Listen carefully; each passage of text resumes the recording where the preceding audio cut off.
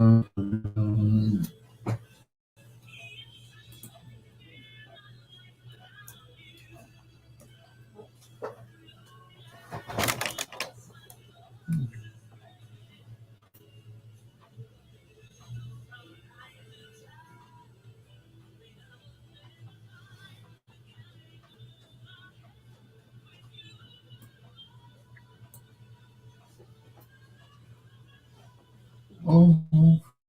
friend, nice to feel you hold me again. You have been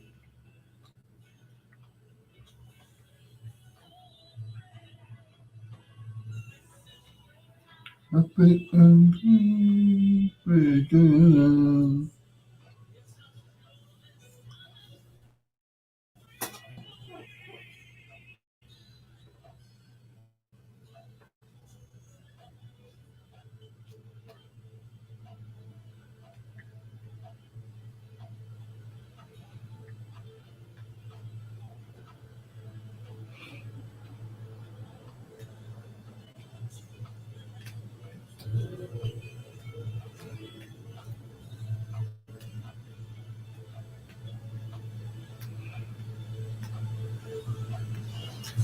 Alive.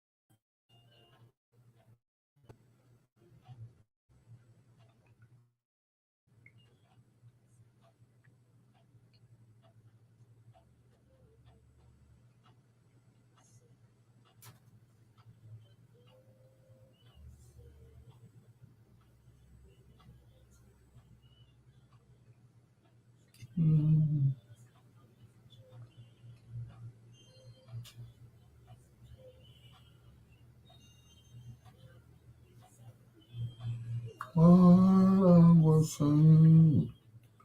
meant every word.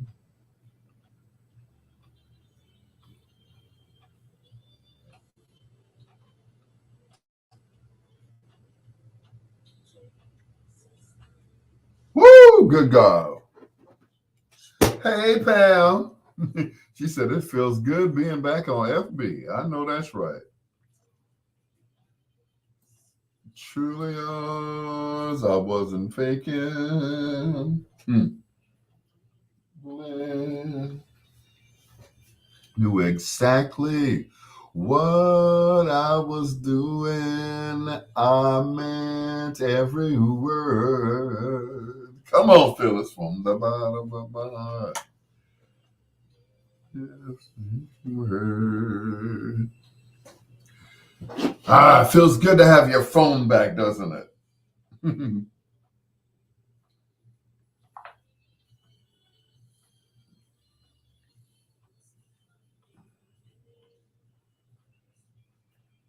I'm just glad that they didn't hurt you. That's what I'm glad about.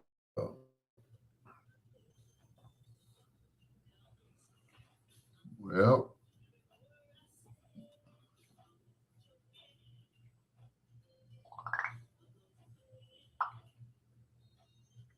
mm, mm, mm, mm. Phone, car, they didn't take the car. Hey, you're good. John Caldwell, what's going on, sir? Yep, it could have been worse. It could have been way worse. You know, you got away scot free, sweetheart. You had angels surrounding you. Mm, mm, mm.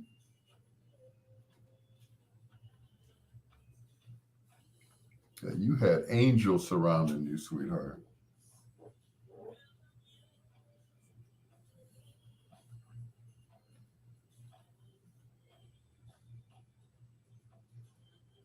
exactly what I was doing. I meant every word. Hmm.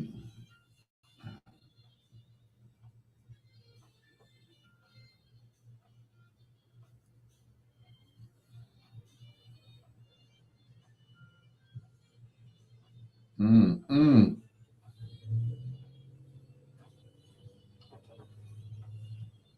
mm, mm, mm, mm, mm, mm.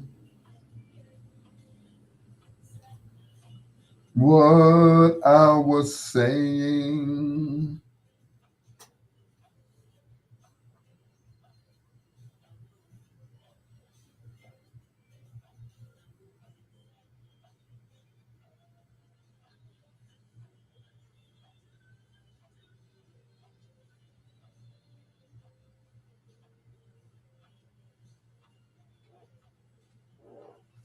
Yeah, I was saying. Wasn't joking. I wasn't playing.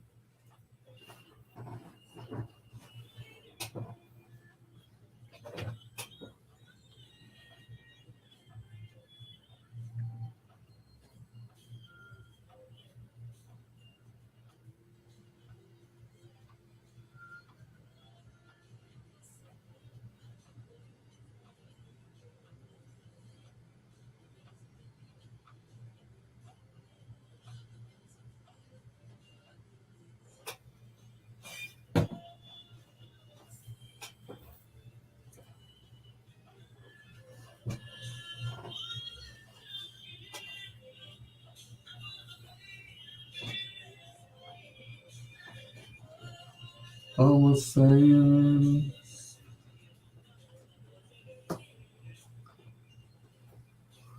Mm, I knew exactly what I was doing. Phyllis Hyman from the last studio album that she did. It's called "I'm Truly Yours." From the album "I Refuse to Be Lonely." Woo! It's your peanut butter brother, Dr. Al Greer. Hello to Pamela C. Hawkins, also to John Caldwell. Thank you so much for listening. I appreciate you guys, especially Pamela Hawkins. Now, I'm sure you all have heard me talk about Pam Hawkins. Well, if you haven't, I met her one night. She was doing Lyft, and I met her one night, and we kind of kept in touch. Now, a lot of Lyft drivers that I've met, I give them my card, and they like, I'm not calling you, especially the women. Guys, yes, they'll listen or they'll say, well, I'm a musician. I have some music that I'd like to submit to you. And then they keep in touch. But the women, nah. The only one that has kept in touch with me is Pamela Hawkins. Now, she might not want me to tell this story, but I'm going to tell it anyway. She was almost carjacked the other night. But how many people know that, hey, sometimes we are surrounded by angels? They could have done anything. They pulled out a gun on her. They took her wallet. They took her phone. She went to the police department, filled out a report and everything else. But guess what? Guess what? Damn the phone. They didn't take the car. She's all right. She's right here. She's right here on my Facebook Live right now. It could have gone way worse if she had not cooperated with them. It could have been way worse. If that, if that's correct English. It could have been better. It could have gone, yeah. But she was able to fill out a police report. She just got her phone back today. Of course, she had to get another phone from our good friends over at T-Mobile. And she's all right. She came to Williams and Pizza on Friday, I think it was. She was afraid to come in, so it was cold that night. But I came outside because I wanted to see her and let her know, hey, look, it could have gone way worse. It could have been really bad, really, really bad. They could have beat her. They could have taken the car. They could have left her. And it was cold outside. They could have done anything. But guess what? They said God works in mysterious ways. So she made it. She made it, and she's on our Facebook Live right now. So those of you who are coming in, the Sister Teresa, John Caldwell, hey, she's here. I told her, hey, look, just do Uber, not Uber, but Lyft in the daytime. Once it starts getting dark, start heading home. All right. You can do it all day from sun up to sundown. But at night, and as little as she is, I'm like, she had she had a booster seat so she could see over the steering wheel. No, she's not that little though. But we're glad that she's okay. I know I am.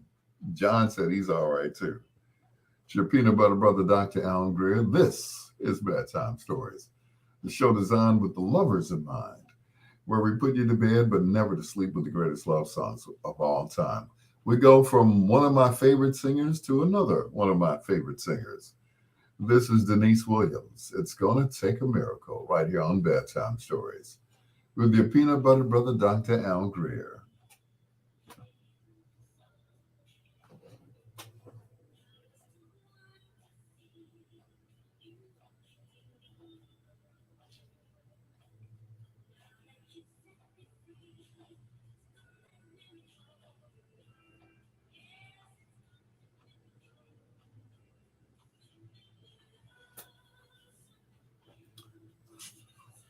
That's right, she sure did.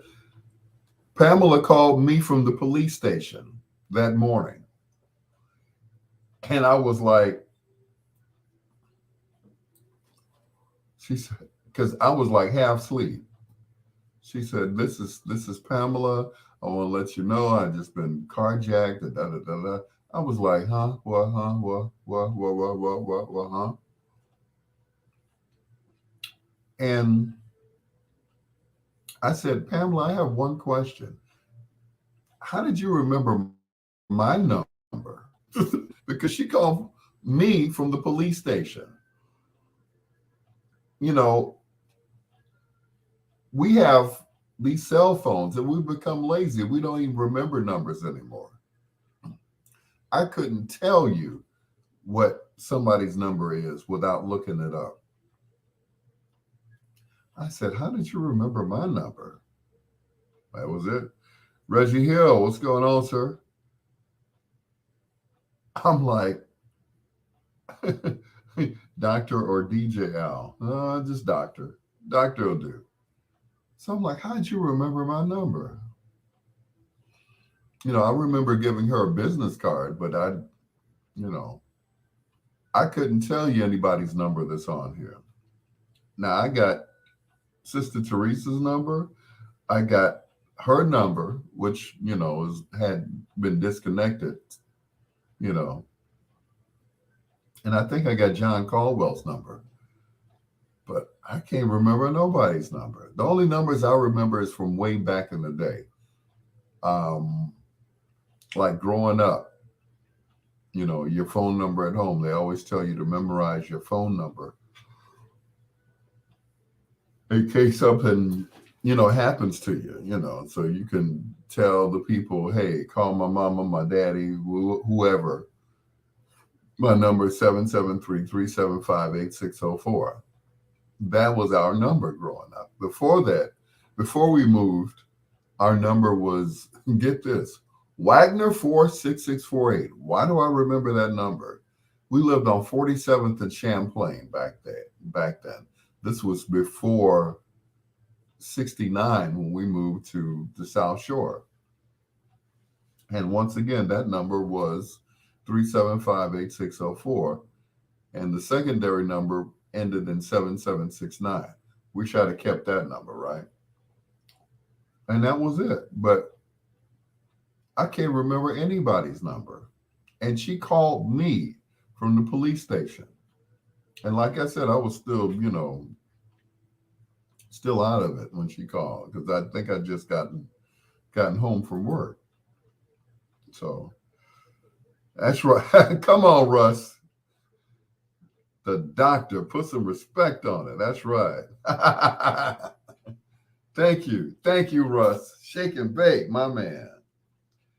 Uh, mm-mm, mm-mm, for letting me sit in for you.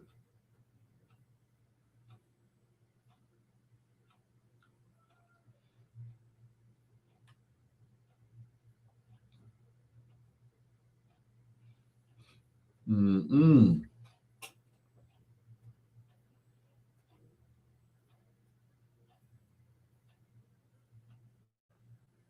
It's an honor. Anyway, big ups to Eric E.T. Taylor. Shake and bake. What's going on? Al Greer, the doctor. Put some respect on it. Thank you, sir. I appreciate that.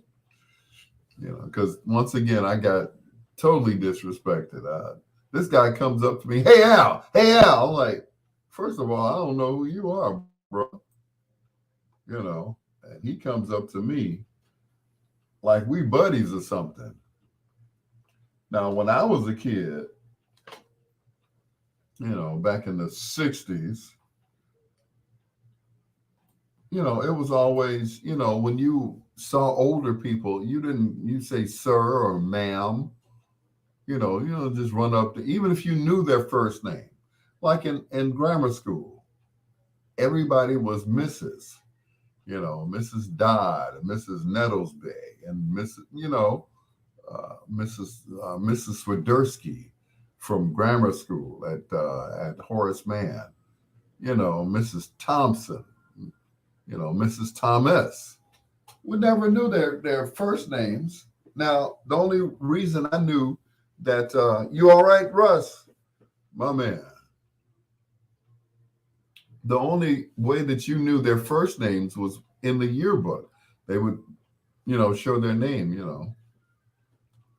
One of my favorite teachers was Mrs. Nettlesby. She was so pretty. She was, oh my God, Mrs. Nettlesby. And this is from grammar school. This is from Horace Mann. She had this smooth chocolate skin and these pretty eyes. And she, ooh, Lord. Mm-mm-mm. She had my hormones raising as a kid. Mrs. Nettlesby was fine. She was, mm, mm, mm, mm, mm. What other teacher was fine? Oh, I can't think of her name. Probably because I put her out of my head. But there was another teacher up there that was just, and she knew she was fine. Oh my God, she was just a throw in her hair. She was, even back then, she had long, flowing hair, and she was just, I can't think of her name, but they had put together this. They were having an art class, right? Hey, Ronnie, they're having an art class, and I was, you know, quite an artist back in the day. I don't know what happened. I just, but anyway, they're starting this art school or art class. And that teacher, whose name I can't remember because I guess I'm blocking her out, didn't like my mother. So therefore, she would not allow me to be in the art class because she didn't like my mom. Well, my mother, Pam, was everybody's favorite teacher's aide at Horace Mann, the grammar school that I attended. When DJ Carl comes in here, he'll tell you that everybody loved Mrs. Greer. They didn't call her Mrs. Greer, they called her Mama Greer. They put some respect on her name, Russell Baker, Mama Greer. And that was it because she treated everybody as if they were her own children. In fact, she treated them better than she treated me and my brother. you know.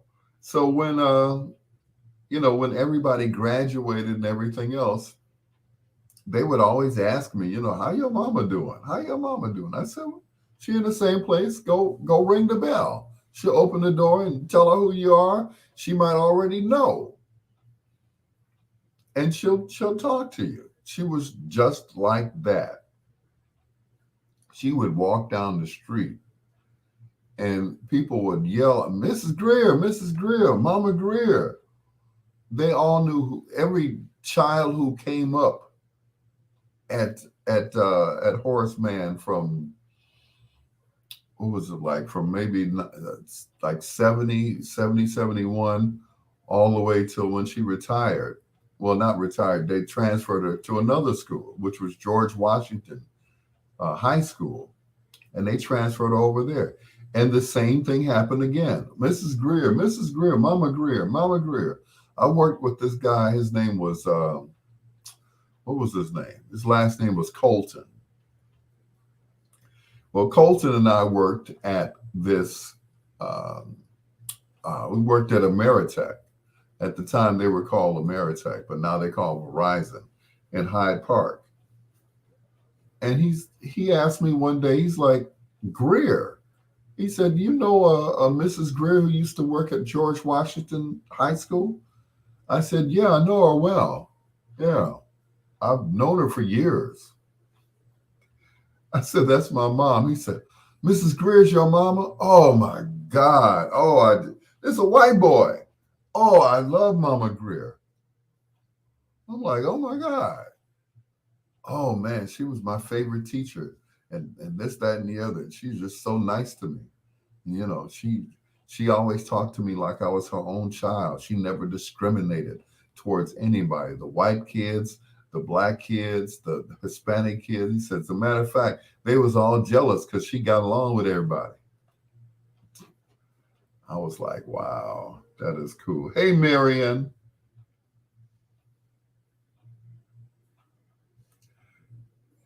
I was like, yeah, that's my mama. And when she finally retired, people would still ask me, how's your mama? Where's your mama? I said, she's at the same place. She lives in the same house. If you knock on the door or ring the bell, she'll probably come to the door, or you'll see her sitting on the porch. And they would go by and they would honk their horns at my mom. I'm like, oh my goodness. She was more of a celebrity than I was. I was the one on the radio, but she got all the props. So that was it. Mama Greer, Mama Greer, Mama Greer. Even the kids on the block, Mama Greer, Mama Greer. Because the kids on the block, they also went to Horace Mann in South Shore. So Troy said, my pit bull's more of a celebrity than Al Greer. Well, yeah, Pitbull is a celebrity. He's one of the greatest rappers to come out of Miami. Absolutely. Yeah. I got all one of his CDs too. But anyway, I say that to say this. It's like, and I said this at her homegoing. It was like, I wish I was as much as popular as my mom. As long as I've been in radio, I think my mom trumps me. She trumps me, boy.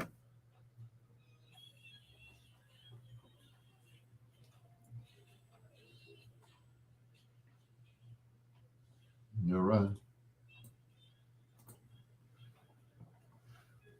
That is probably one of the greatest ensembles ever assembled. I'll be sure. Okay, my mic's messing up. Okay. Part, that's par for the course. I'll be sure. James Ingram, El DeBarge, and of course, my daddy, the great Barry White.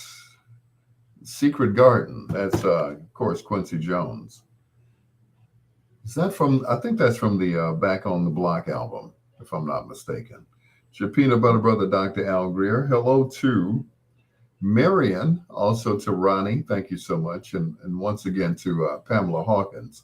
I appreciate you. I had 8 people when I started off. When I started talking about my mom, I guess those people that remember my mom, they got off really quickly. Or they saw that it was me and they got off really quickly. But that's okay. On Wednesday's show, I have I'm going to say special guests, but I have guests, more than one. And I'll tell you about it in a few minutes. I'm going to tease it.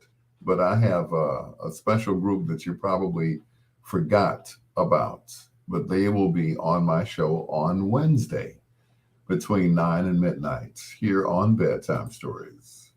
Right now, here's Seal and Kiss by Rose on Bedtime Stories with your peanut butter brother, Dr. Al Greer.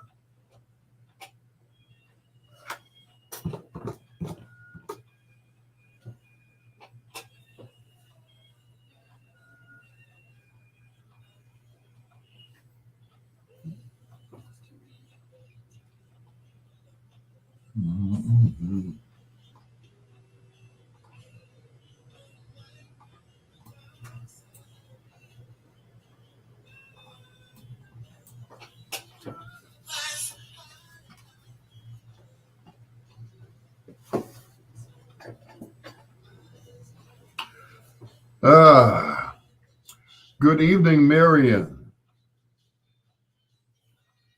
I would tell you what my nickname for Marion was, but she would probably be embarrassed and she would probably log off of Facebook and never speak to me again. Is it okay to say what my nickname was for you, Marion?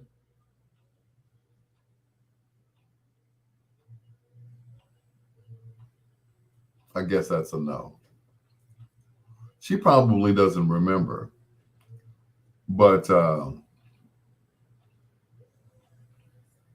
Marion used to do, as I remember, she used to do hair at of course, at a beauty shop. And the beauty shop, I think, was on 95th Street back in the day. As a matter of fact, I think she used to do a friend of mine's hair by the name of Daphne, if I'm not mistaken. I could be wrong, but I remember um,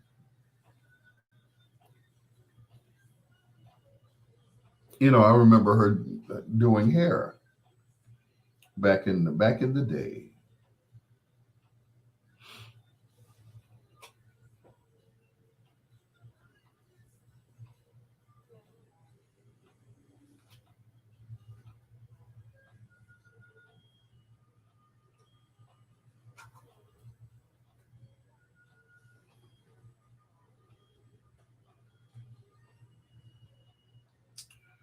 Yep, those were the days, I tell you. Let's see, recent. Ah,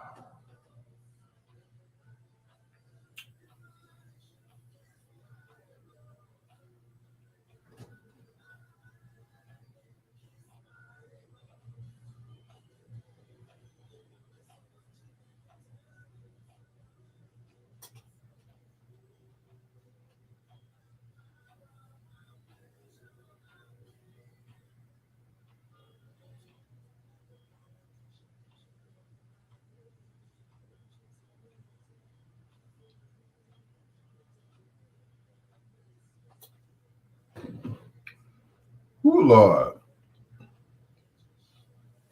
So Marion doesn't want me to tell her nickname, so I'm going to leave it at that. But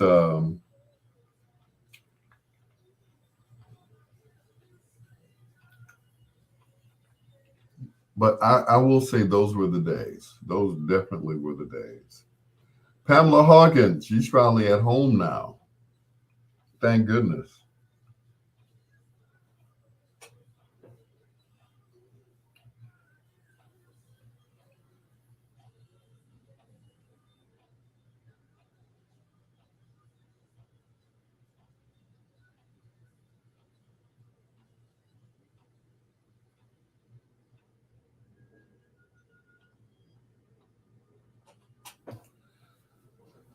Ah, yes.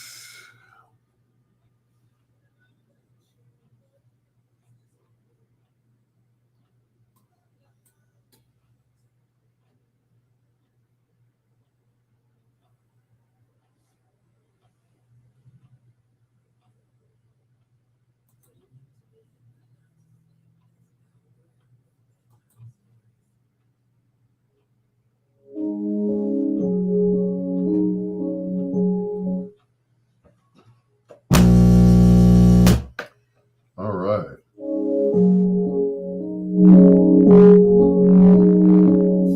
I've been missing you. All right, Lufer.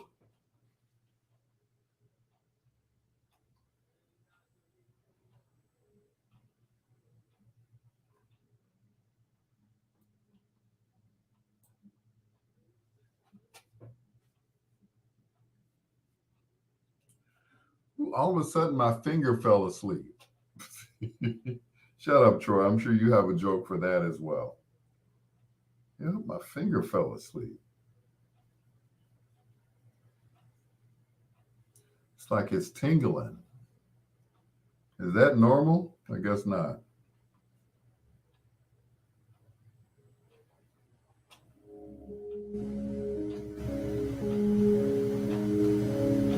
There's no place to hide.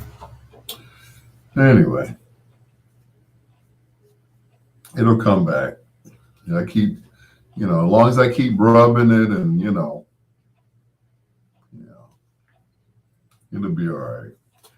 It's a sign of old age, I guess. Anyway, never thought I'd say that about myself, right? All right. Don't forget to share the live video on your page where it says like, comment, and share. Just hit share because I know Troy's not going to do it. You know, he wants to be the only white guy on my page, and I don't blame you. Heaven forbid I get other white friends. Yeah, wouldn't that be scary? I tell you. Anyway, because you all are cool and awesome. So, so let's see. We had seven. We had eight first, and then a few dropped off. Okay, all right, and then we gained one. Okay, cool. I told the people that I was giving away money tonight. Those who listen to me. Um, on the other station, our sister station, which is WRLNradio.com. I said I was giving away money tonight just to see if they would listen to me. So, listen for the call to win at 773-675-2400. Listen to win money from Bedtime Stories. Keep listening because I'll be giving out money.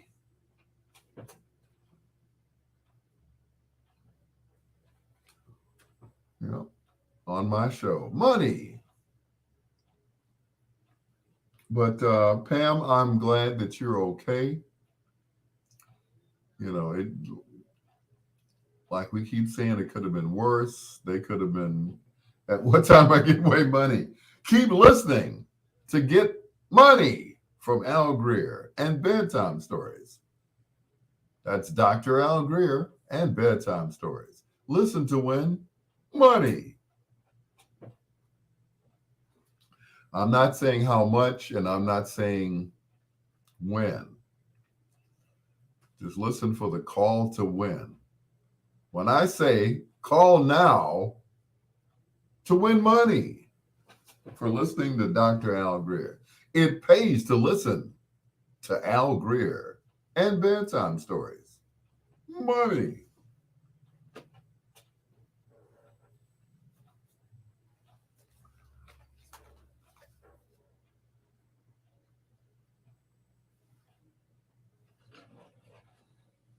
I heard that.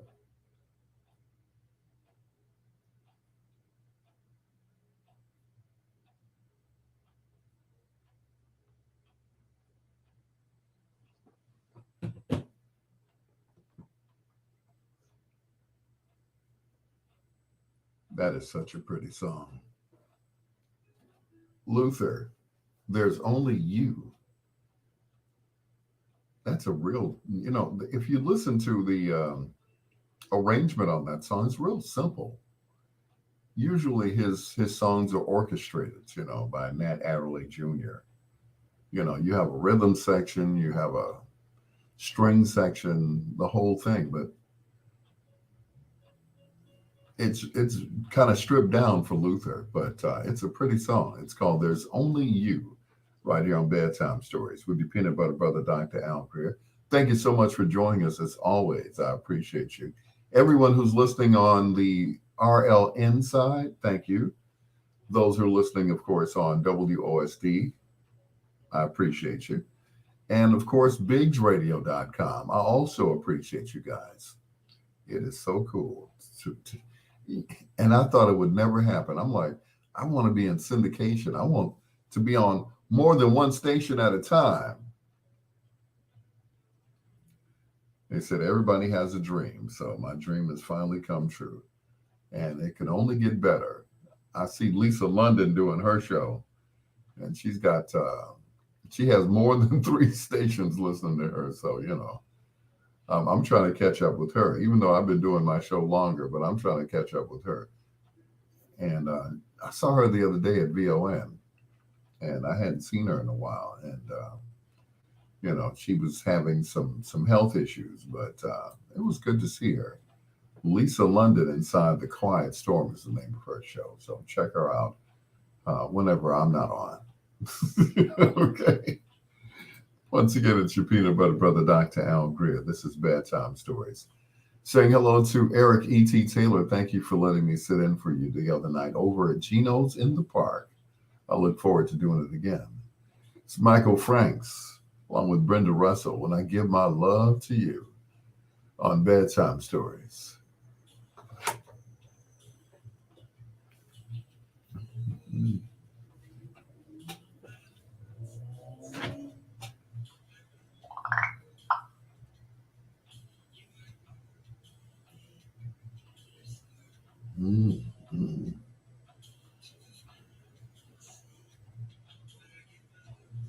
Mm. Give my love to you.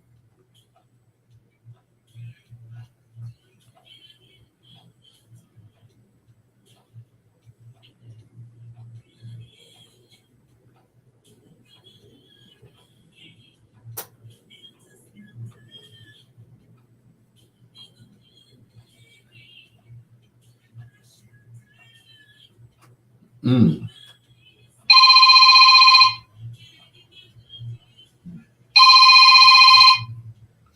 AJ Parker.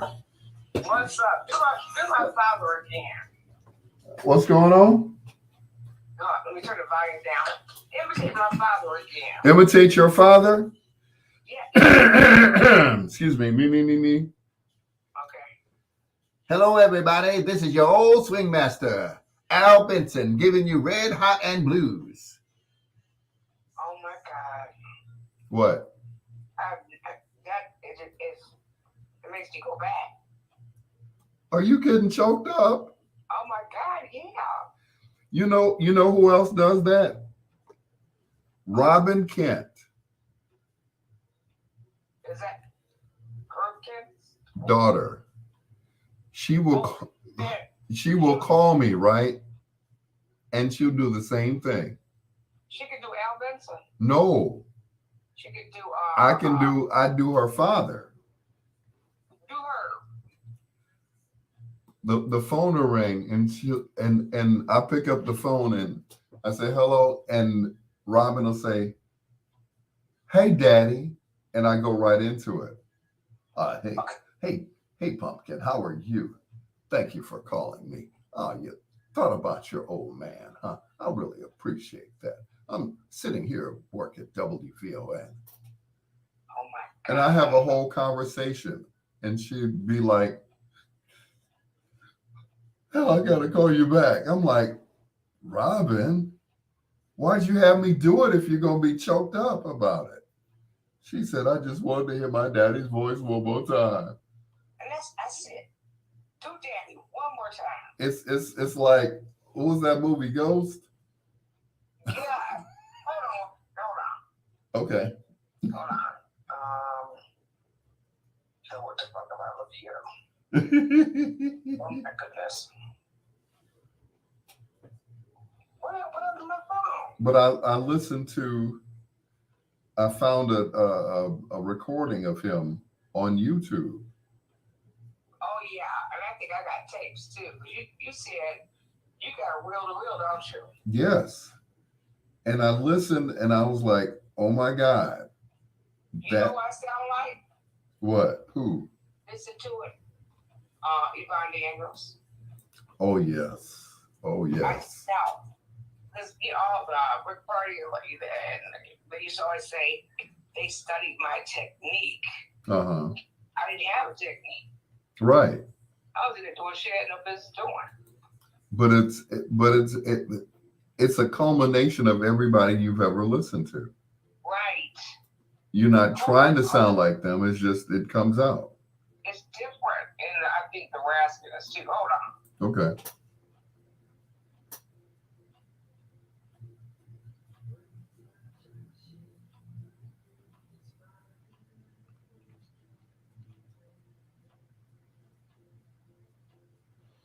Ronnie said, I'll take it if it's more than I got in my pocket. I heard that.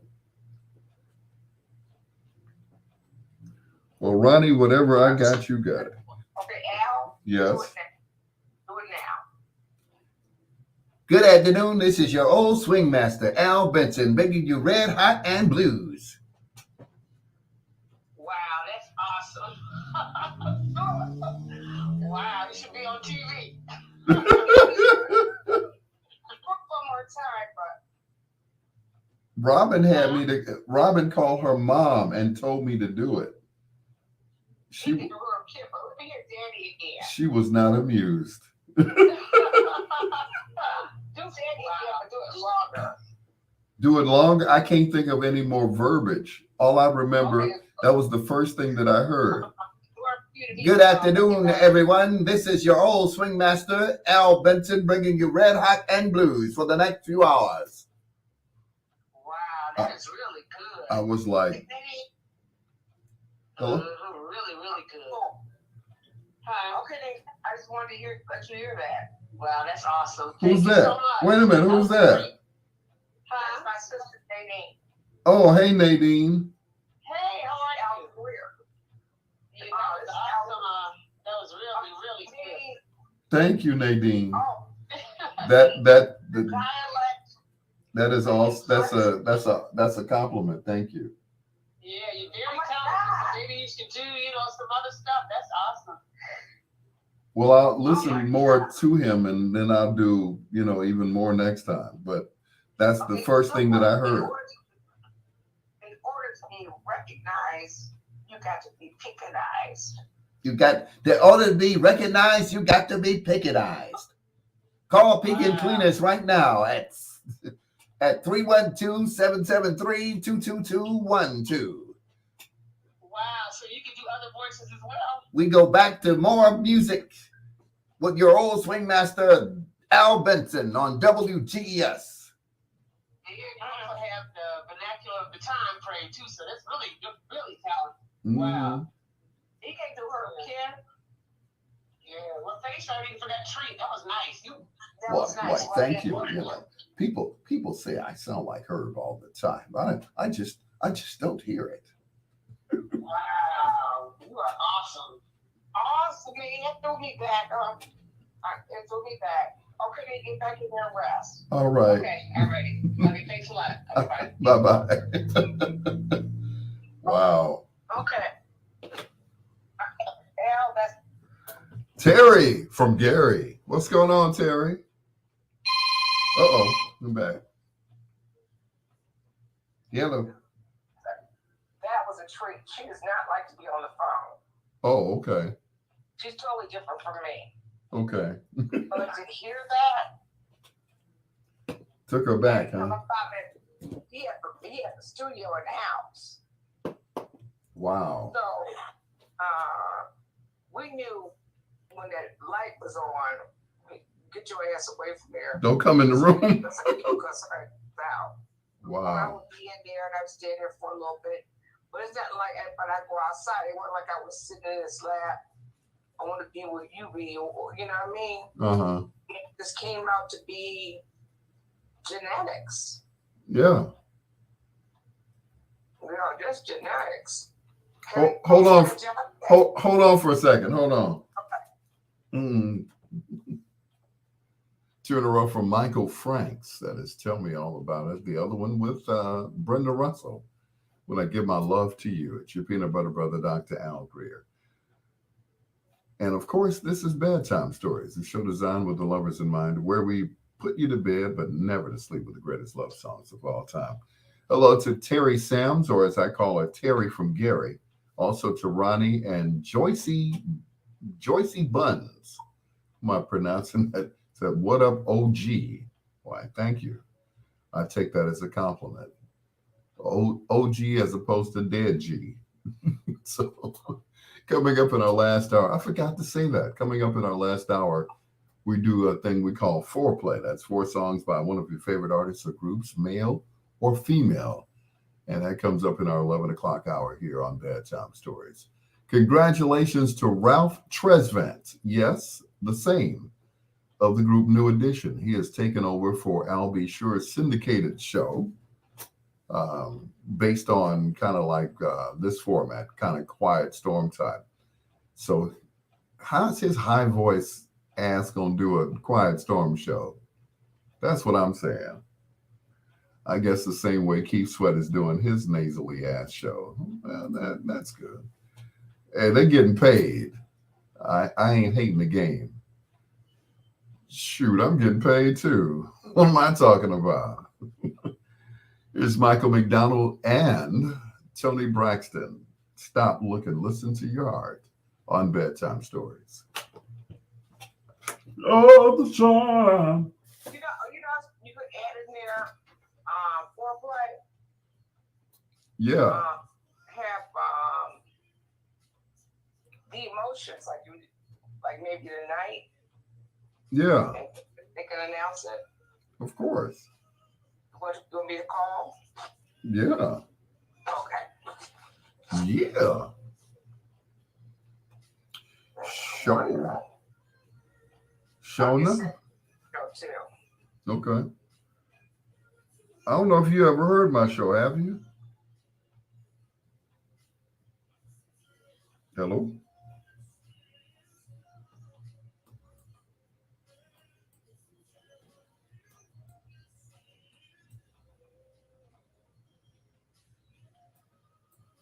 No. Yo, what up, old head? Why, thank you. That's supposed to. I'm here. Hello. Hey, Wanda. Yes. It's AJ. It's our leader. What's up, baby? Oh, I'm fixing to be a grandma. My daughter is going into the contractions. Her due date is tomorrow, so. Congratulations. Yeah, I'm gonna have a girl, and then my son, him and his wife are having 3 days. Their due date is 3 days later, and it's the boy. Oh my, you got the best. Yeah. Best of their love. Congratulations. I've got someone on the line right now. WBON, right? So this is Al Greer, Wanda. Hi, Wanda. Yes, I know Al. Yes. Hello, Mrs. Vaughn. How are you? Fine. We did an interview when we were at the Horseshoe. Yes. Yes. You remember me. Yay. I do. I really do. What he does a thing called foreplay. 4 records in a row of one artist. Yes. You drop something on the phone. I'll like what? I just played. I featured 4 songs by a particular artist. What Wanda to say? Hi, this is Wanda from the Emotions, and you got the best of my love. You're listening to Al Greer WVON. You've got the best of my love. Oh. Give You got the best of my love, so I can love you, because I don't want to lose your love. Oh Lord. Oh boy. Don't ask your neighbors. Y'all gonna make me cry. Oh, that's a good one. Yeah, I remember all four of those. And then you do it like that. Al, you want to do this tonight? Yeah. One ready for a drop. Yeah, she can Yes, I will. But he's gonna tell you. I'm just sitting back. yeah, if she could call back and Once you get a call back, do you tape it? yeah. Yeah, let's tape it. Because she's all excited about being a grandma. Oh, yes. My grandson told me, Grandma, I'm gonna come over your house and tie you up. I said, no, you're not. Okay, say hi. I'm Wanda from the Emotions, and you listen to Al Greer on WVON. You got the best of my love, so I can love you. Don't ask your neighbor. Wait a minute. And then show me how. Then show me how. There's so many. You know what? You watching TV because I'm watching every song they play of yours. Okay, let me do it before I did. Yeah, while I got it. Okay. Hold on. I'm gonna switch you over so I can record it. Sure. This is with foreplay. Let me see. Let me do this, then I do this, and then do this to the phone. And then... Hey, Wanda, you know the movie came out with Stacks. Did he get in touch with you, Alabama? Yes, he did, and so did Michelle and Asha and Alex from Concord, which is.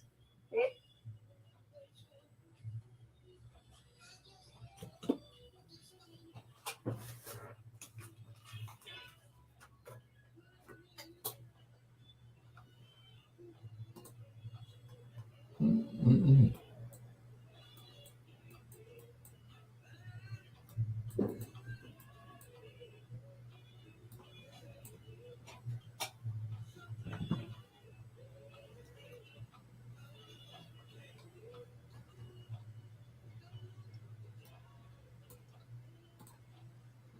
You know, I have to break into this song right now because I have on the phone. Can you all hear me?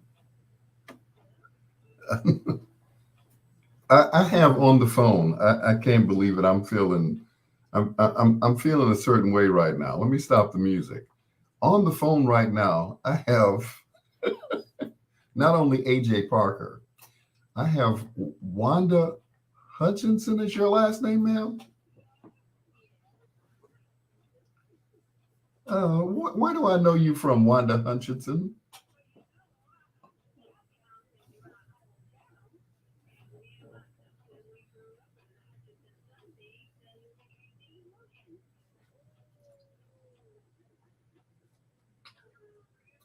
Like I said, I'm feeling a certain way right now. I can't believe. AJ said, "Let me call Wanda." I'm like, "What? Wanda? Who? Wait, what are you doing?" And she just called you. And well, congratulations on your new grandchild.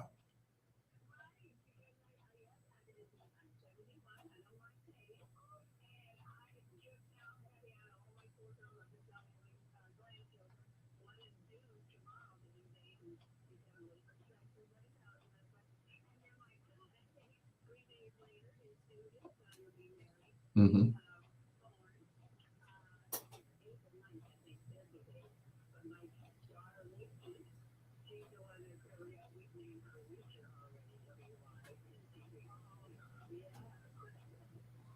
Wow. Mm-hmm.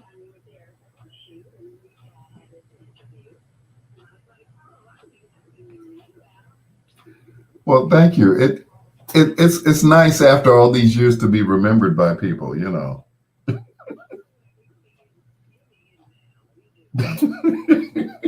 Thank you.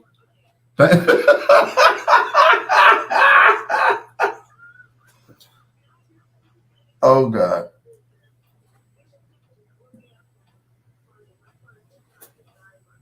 Mm-hmm.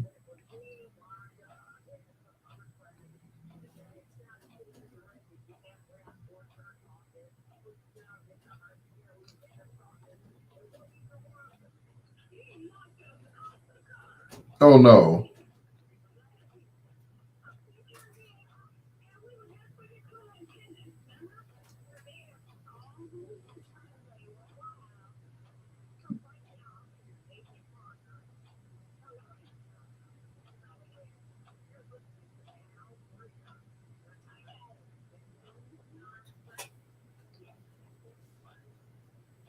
Go ahead.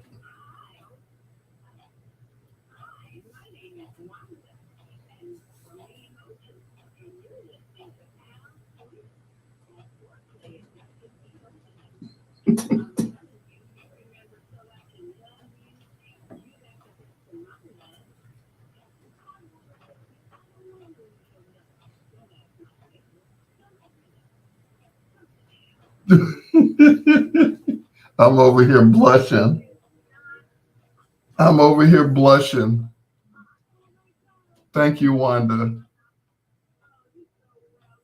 Can you say the call letters of my other radio station too?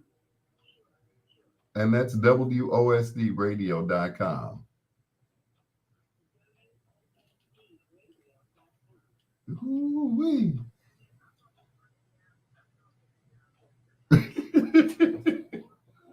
Hey, AJ, you know you got a job with me now.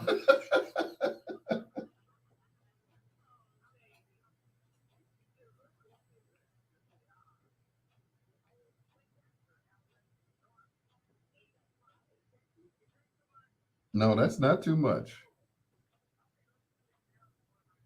Go ahead. Go ahead.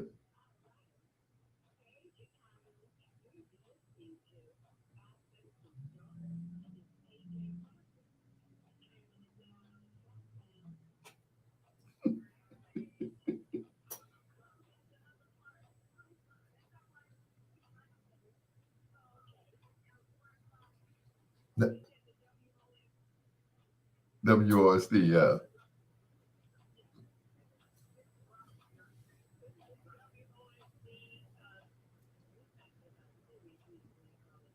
No, that's not Sirius XM, no. But it's internet, yes.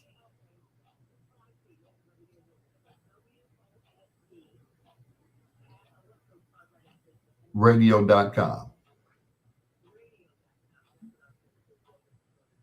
Mm-hmm. Thank you, Wanda, and congratulations. Go ahead.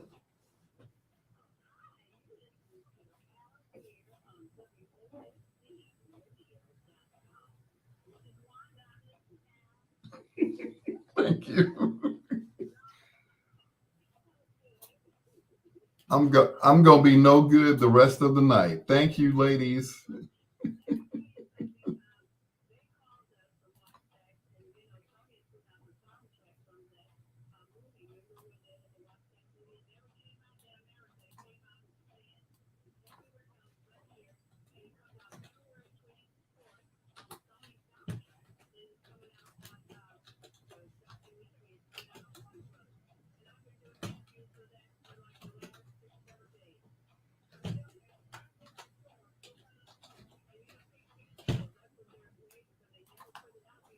Right. I remember.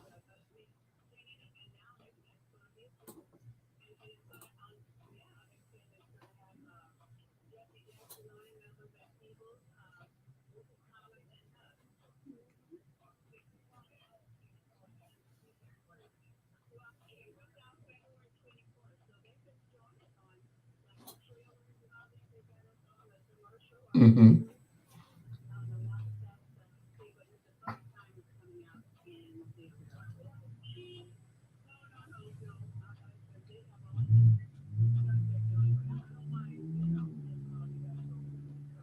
What?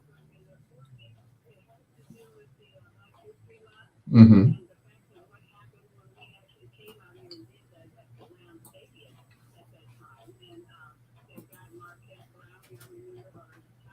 Mm-hmm.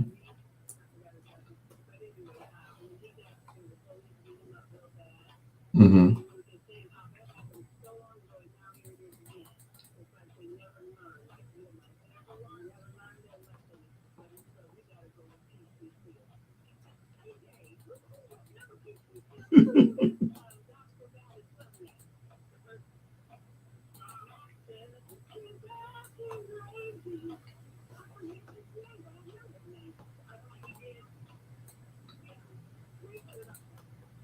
James Cleveland.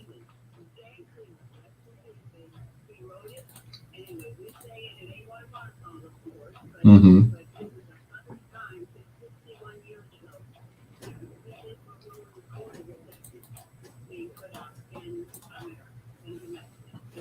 Thank you.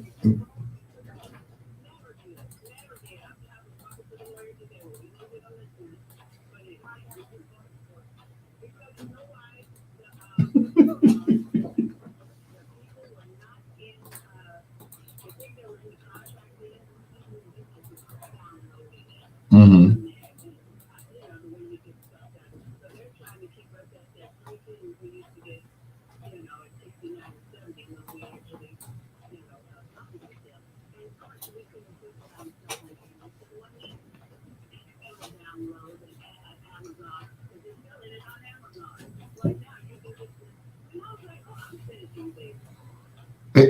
Anyway, ladies, I would love to go on talking with you all. Yeah. All right.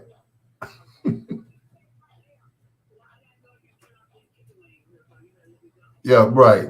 Thank you, ladies. Thank you, AJ. Thank you, Wanda. I love you too. Bye-bye. Bedtime Stories is sponsored by our good friends over at Grubhub.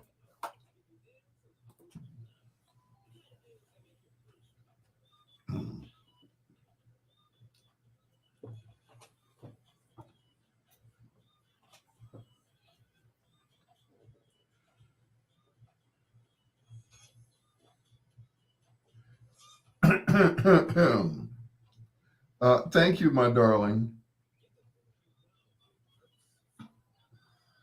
Girl, what you love. Bedtime Stories is a proud sponsor of Oh, I'm sorry. Grubhub is a proud. See, you got me all messed up, AJ. Oh, am I in the air right now? Yeah, you still are, so don't curse. Grubhub is a proud sponsor of Bedtime Stories on WOSD Radio DB Chicago, WDLB Indianapolis, and WRLN Radio.com. It's your peanut butter brother, Dr. Al Greer. I'm sure you know who they are. These are the emotions. Okay. Threw my time off and stuff.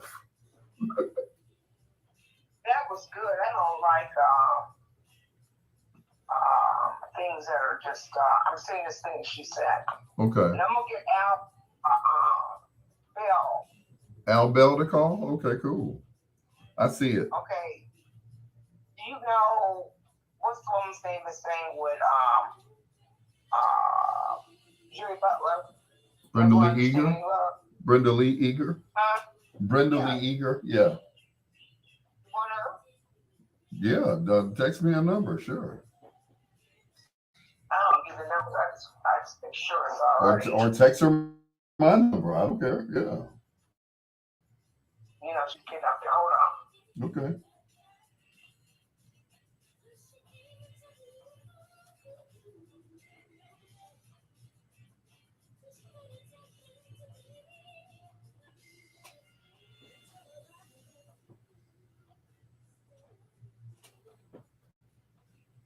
So I'm still here. Brenda, how are you? This is AJ Parker in Chicago, Al Benson's daughter. On the line, someone wants to interview you. His name is Mr. Al Greer. We just got finished interviewing one of the emotions. And she just sent me a text and say, girlfriend, thanks. Al, what number do you want her to call back? On this number, 773-519-1223. And if she could call tomorrow, I would be happy, elated to interview her. What time? Anytime between what time? Between 9 and she's in California. Yeah, between 9 and midnight, or per time, I guess would be 7 to 10. Central Standard Time. Yeah, They're 2 hours then. yeah. So come on, girl, let's get this going. I want to find out if you get your money from Stacks or if you get your money from Jim Butler. I love you. Alvin's daughter, AJ. Take care, babe. Go right now. Okay. Okay, there's one more. One more. Okay. All right.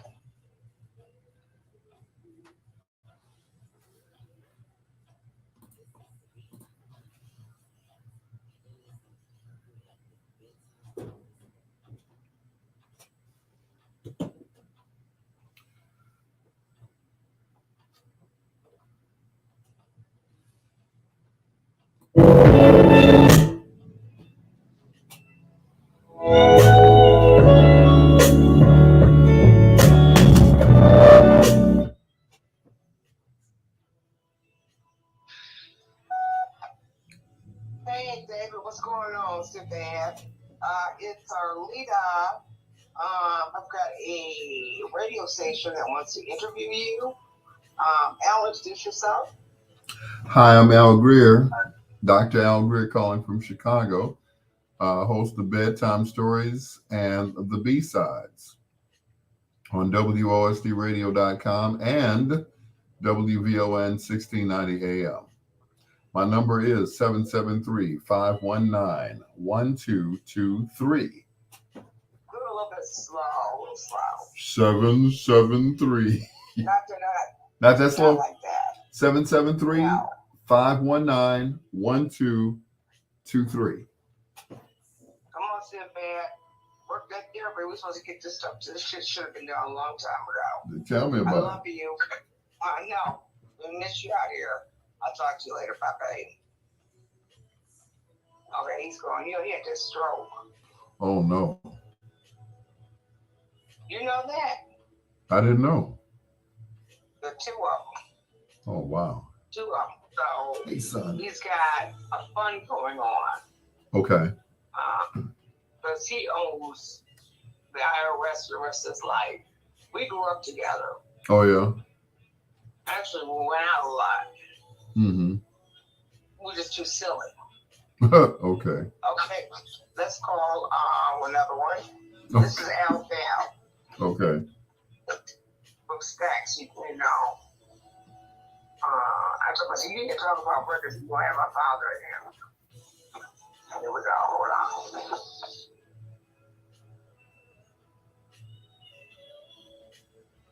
Calling, waking folks up.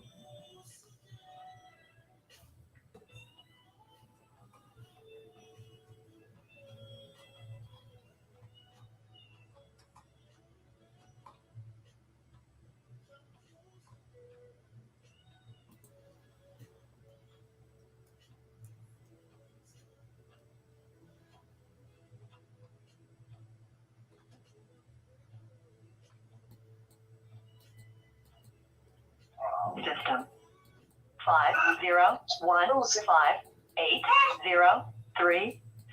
50158037995 is not available. At the tone, please record your message. When you finish recording, you may hang up or press 1 for more options. Al, this is Al Bensdale, Swingmaster's daughter, AJ. I know you always tell me, I know who you are. I've got a gentleman. His name is Al Greer, Al Bell from Stacks. Hello, Mr. Bell. How are you, sir? My number is 773-519-1223. I would love to interview you regarding Watts Stacks. Once again, my number is 773-519-1223. This is Al Greer, calling from WOSDradio.com in Chicago and WVON 1690 AM also in Chicago. My number again, 773-519-1223. Thank you very much, sir. Hey, now, I hope you mentioned my father in this section because your black music wouldn't have been played. Okay? Bye. Take care. All right, let me let you go, AJ. Let me get back to my show. Have they said anything about posting? Huh? They say anything about posting for the job? Not yet. I'll let you know exactly when, Okay. because she said she's not going to interview anybody until she posts it. But I've already got your name on the list. Okay, so I can bring people in there, shit. Okay. Okay, but I love you. I love you too, baby. Bye-bye. Okay. Isley Brothers, and let's fall in love. Think it over, girl. Come a little closer, girl. It's your peanut butter brother, Dr. Al Greer. This is Bedtime Stories, the show designed with the lovers in mind, where we put you to bed, but never to sleep with the greatest love songs of all time. AJ Parker, she always comes in and just shuts my show down, and that's okay. I don't mind. She can do that because our daddy was the old swing master, Al Benson, bringing you red hot and blues on WYNR. I didn't know he had a studio set up in his house. He said he did his station from his house. I'm like, check him out. Wow. Guess I'm in good company, right? Hello to, once again, to Terry from Gary, also to my son, Sincere. Thank you so much, man, for being there for me. I really appreciate it, son. You just don't know. You don't know I should have kept the LeSabre because no sooner than I left you, the door of the van flew open. I started to turn around and get that damn car. I'm like, man, this is crazy. So, yeah, you got to fix that door because it's kind of hard to drive and hold the door at the same time, especially driving the van with my left hand. You know, I'm left-handed. Well, actually, I'm both, but I drive with my left hand and I write with my right hand. Don't ask. It's crazy, I know. Once again, your peanut butter brother, Dr. Al Greer. This is Bedtime Stories, the show designed with the lovers in mind, where we put you to bed but never to sleep with the greatest love songs of all time. Jay Lewis, I see you there. I didn't forget about you. Appreciate it. He said, hey, brother, two songs at one time. I know. I was still playing the Bedtime Stories theme and playing another, but thank you for pointing that out because I was so elated to have Wanda Hutchinson on my live. You just don't know. I feel famous now. You're the Spinners, and it takes a fool to learn from the album Mighty Love on Bedtime Stories. Sometimes a girl will come and go. You reach for love. Won't let you know. Boom, boom, boom, boom, boom, boom, boom.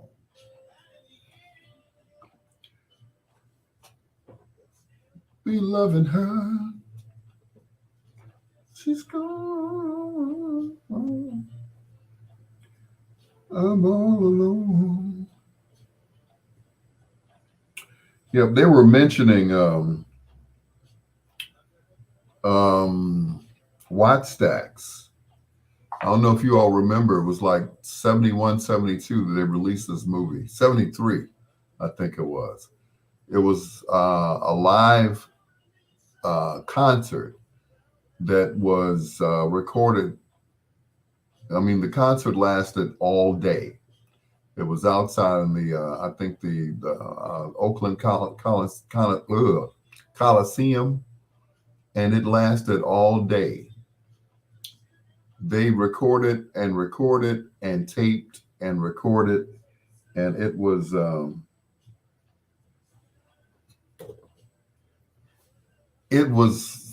supposed to be released in theaters. What happened with that movie? I'm trying to remember exactly what happened, but there was an alternate ending of that movie. The alternate ending was that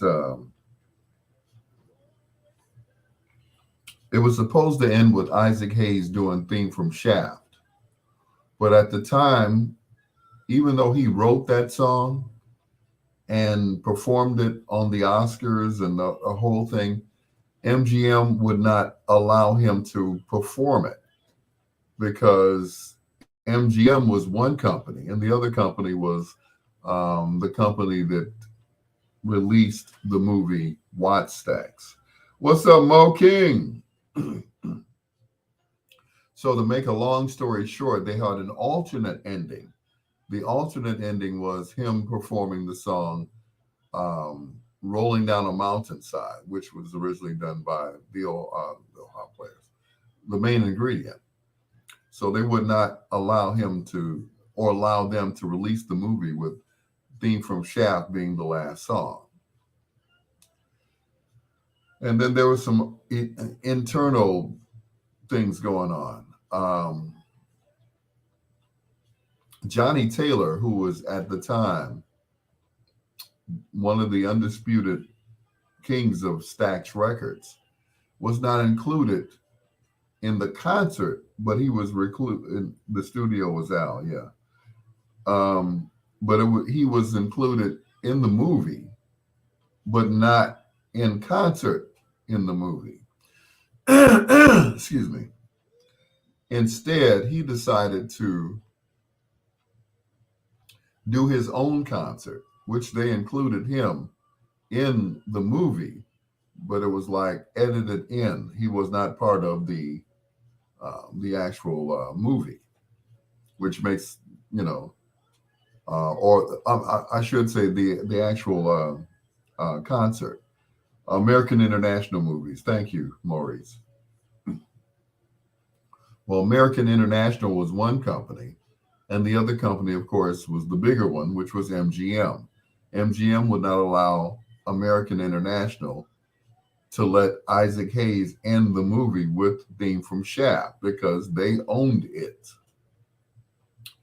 So instead, they had an alternate ending. So, which I thought was kind of crazy, but that's okay. But anywho, hopefully I can get that story straightened out with Al Bell whenever he calls and I get a chance to talk to him. I believe he's still down in Memphis. Down in Memphis. Of course, Stax Records has been defunct for several years, but it is now a museum. What they did was they tore down the original building, which was a movie theater. And when they found out what they had done, they were like, "Oh, this was a landmark." So they redid it. They rebuilt it using the original blueprints of the building, and they put the theater right back where it was, and the record company, and now it lives down in Memphis. But they originally tore it down, so they rebuilt it on the same site, to the specifications of the original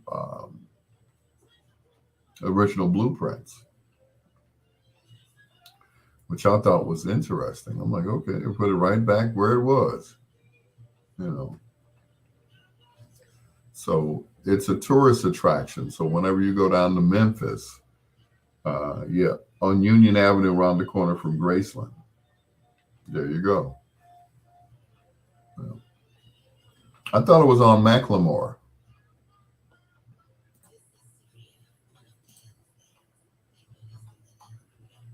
It's on Union Avenue or Macklemore Avenue? Which one?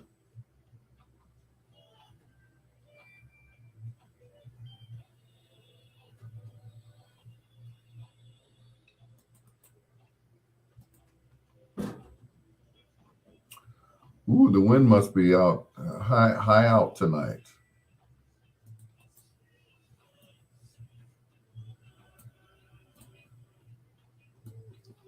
Girls, 'Tis is the season for goils.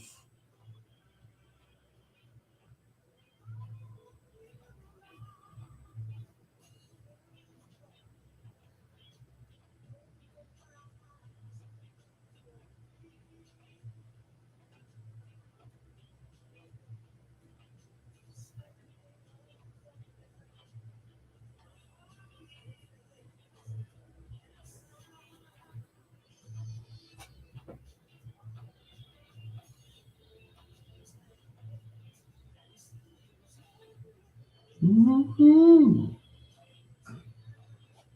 Stop and flirt.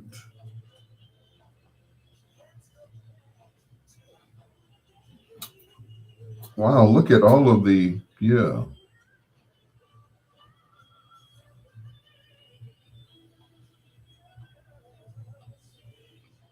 Season for girls.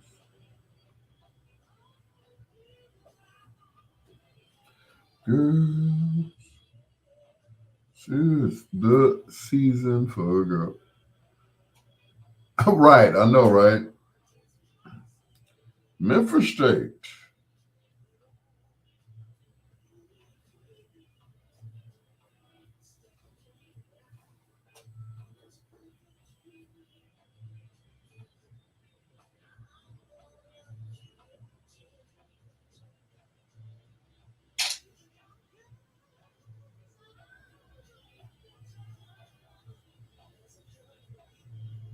There's a girl for me.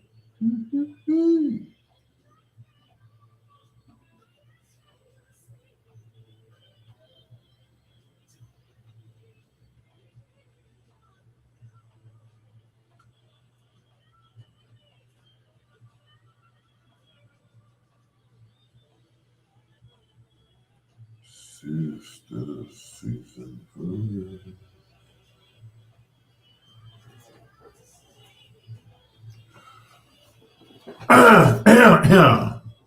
Macklemore.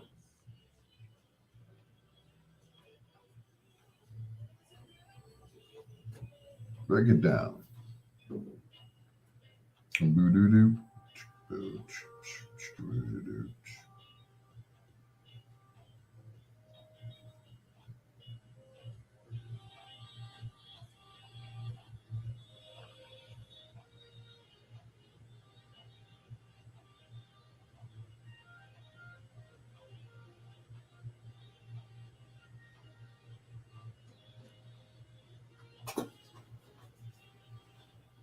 Oh, Lord. Who am I going to do in foreplay tonight? I bet you I know now.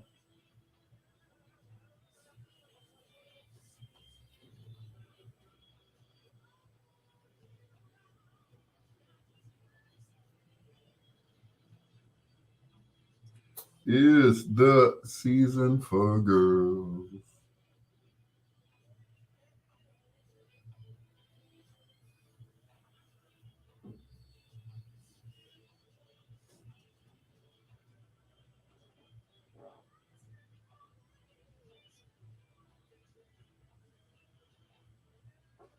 This is the season for girls.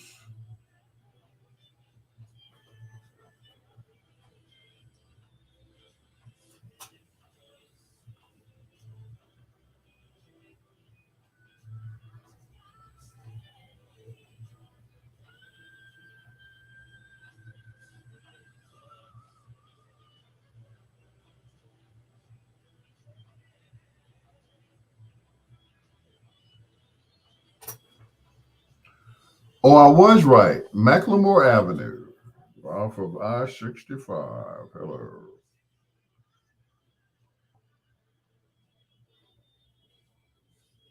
The seasons. Doom, doom, doom, doom, doom, doom. It's a girl for me. Yeah. Don't forget to share the video, guys. Where it says like, comment, and share. Don't forget to hit share, please, and thank you. I appreciate it. I'm going to start a little series on TikTok. My daughter, Larice, who was always doing TikTok videos, telling, true stories of her childhood. I got a few stories about her childhood that she probably doesn't remember. Like when she was a baby and she first started talking, every time I would go see her, because her mother and I didn't live together. As a matter of fact, her mother lived with her aunt, I believe, or aunt, her mother, somebody. Well, anyway, we didn't live together. So every time I would see my daughter, I would say, "Hey, gorgeous," and she would say, "Hey, gorgeous." I'm like, she didn't start calling me daddy until later on. She was so confused because she had a stepfather and he was daddy too. So I was daddy, and then he was daddy. He was Daddy Mike, and I was, I should have been daddy only. But anyway, quite confusing, but that's okay. She became a very well-adjusted young lady, and I am so proud of her. But I have stories. I remember I drove up one time to see her, and she was rollerblading outside, and I'm like, whose child is this? And of course, it was mine. I'm like, okay. She had, she grew up so fast, and she was so smart. Not that she's dumb now. I mean, she's a freaking professor. She was so smart. One of her aunts asked her, said, "Why do we eat bananas?" And she'd say, "Because bananas have potassium in them." It's like, she couldn't have been no more than 8 years old. What the hell you know about potassium?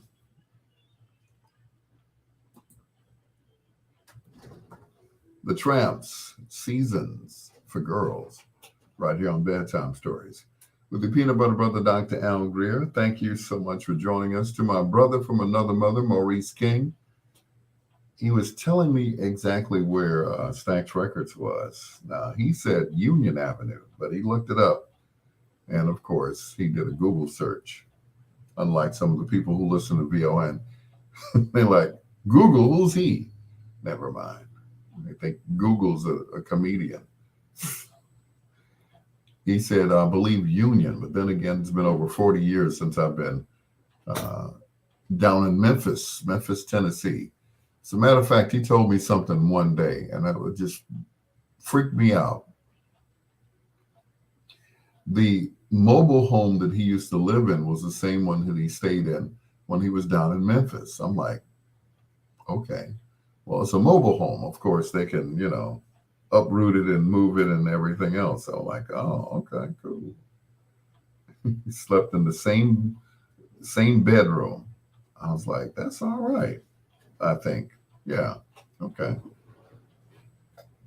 I always wanted one of those. I wanted a mobile home. That way, you can never get kicked out of your house if you own it. You just uproot it and put it somewhere else in a vacant lot somewhere. Get some electricity and water and all of that stuff. And then you just, you can take it anywhere you want to, just uproot it, put it on the back of your truck and just cut out. I'm like, that is so cool. One of these days I'm going to do that. Well, now that I have a place to stay, I don't have to do that anymore. But wouldn't that be cool? You can just uproot your house, tie your house to the back of your truck and just move on out. Here's Marvin Gaye. You show love to ball. Here's the alternate version on Bedtime Stories.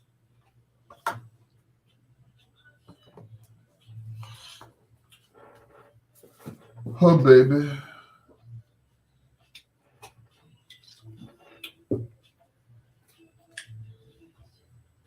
Oh, baby.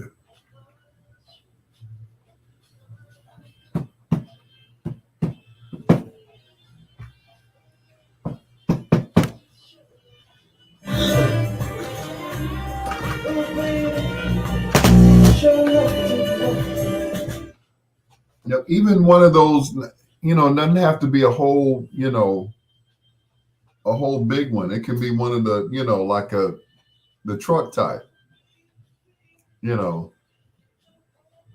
I've been in one of them, had the bed was like in the back. John, the bed was in the back. And they used it as a dressing room for like in the summertime, the alderman here at the time was Joanne Thompson. And she would always have, you know, her events, the Inglewood, concert, whatever. And this guy who owned the mobile home, he would, have, he would park it and it would just sit there for days. He would sleep in it, but they used it as a dressing room. So when the groups came, they would dress in the mobile home, and then they would, come right out on stage, which I thought was ingenious. I don't know who came up with that, but that was a great idea. And the mobile home, doubled as like a green room for the different groups. So in between acts, they would sit in there and, they could sit and have lunch, or they could go in the bed, because I remember, I'd been up all day with the alderman. And at one point, I think Syl Johnson was performing. I never will forget this. And I said, let me try out this bed. So John, I went to the back. I went in the mobile home. I went in the back and I laid on this bed.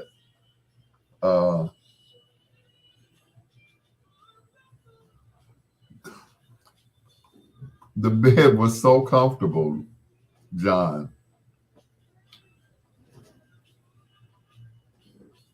that I went to sleep. I'm I missed most of Syl Johnson's performance because the bed was just that comfortable. I'm like, wow.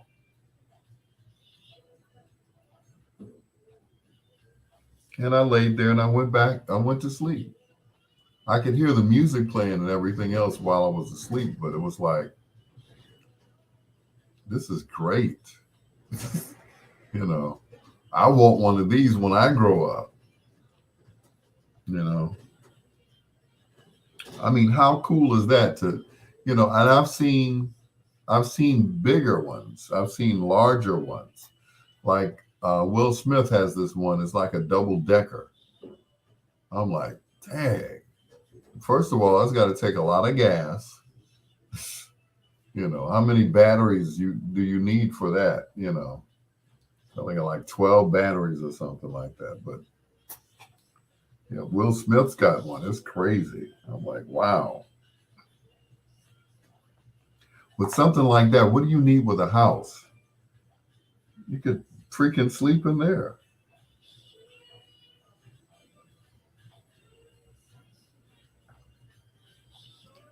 I'm like, that is crazy.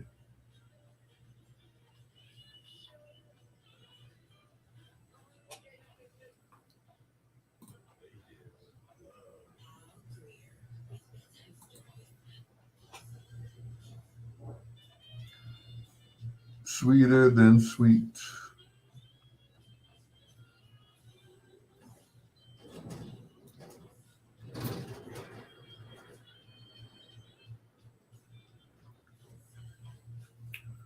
I know Will can handle it. I mean, a rolling house and then one that, yeah.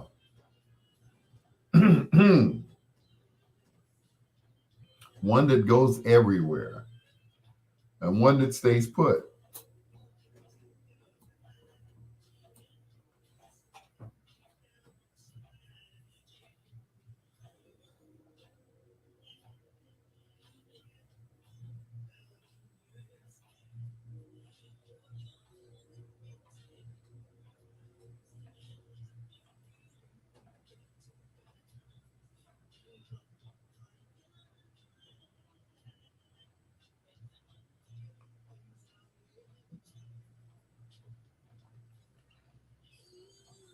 Yep, Will can handle it. Yes, he can.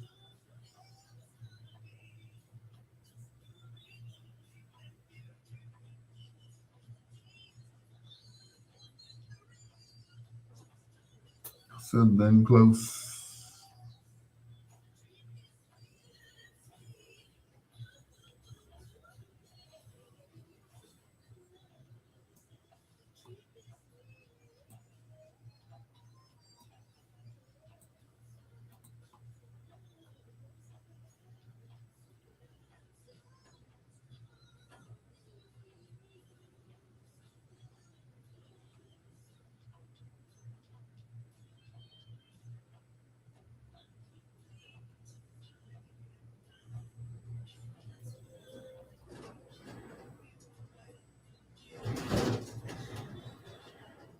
Good Lord.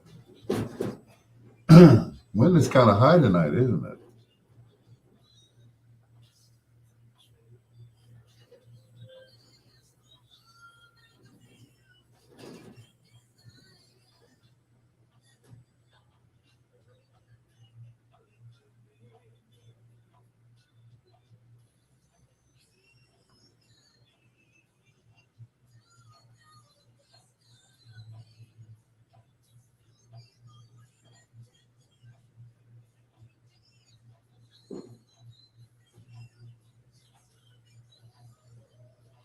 Mm-mm.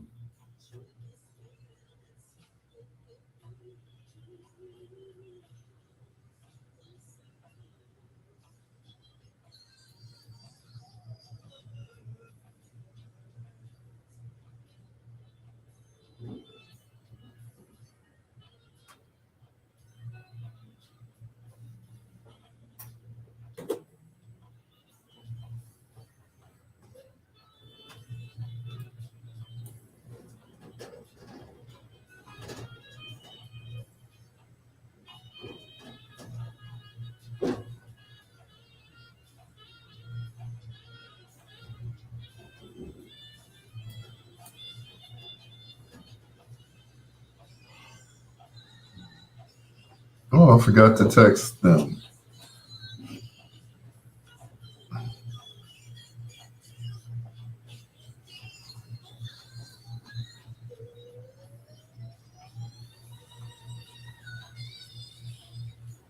Sweeter than sweet.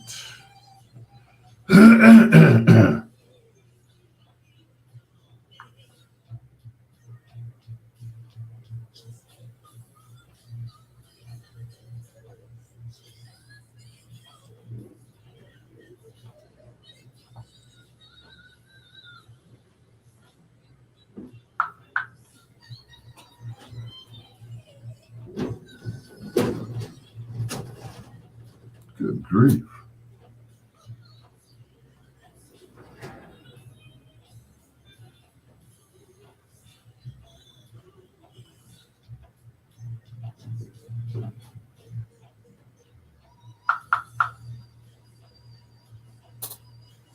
Sweeter than sweet.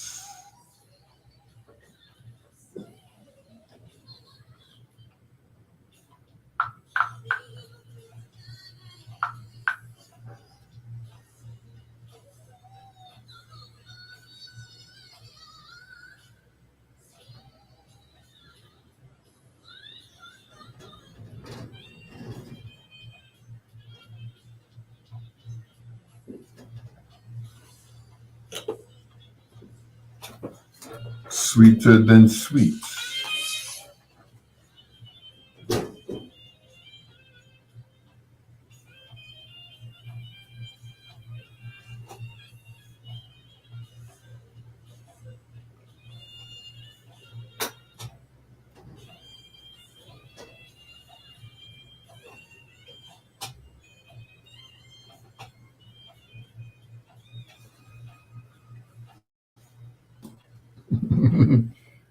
Gene Carn, Grover Washington Jr., and Closer Than Close, right here on Bedtime Stories. With your peanut butter brother, Dr. Al Greer. Thank you. I had I guess, the pleasure of singing with Miss Jean Carn. This was a few years ago. We were at the Cotton Club, which is downtown in Chicago here, and they were asking. It was Ramonski Love and Tornado. They were asking, "Can anyone sing Valentine's Love by Michael Henderson and Gene Carn?" I said, "Sure, I could sing it." You know, I don't sing. As a matter of fact, they pay me not to sing, right? So I got up there, they gave me the mic, and I started singing. You know, I'm singing, I'm singing, faking it real good. And then all of a sudden, out of the DJ booth, out of nowhere, here comes Jean Carn. She grabs the mic from me and starts singing her part. No, it's not as bad as you thought it would be. I'm like, and I'm sitting there in awe. I'm like, that's Jean freaking Carn. And she looked over at me, and we're holding the mic together, and we're doing a duet. She's like, "Baby, don't stop singing." I'm like, "Okay, Miss Carn." Just turned into like a super fan. I was like, why y'all set me up like that? Anyway. Victor Jackson, what's going on? Slick Vic, John Caldwell, Maurice King, and of course, you, and you. Here's Vesta and her version of Knocks Me Off My Feet on Bedtime Stories.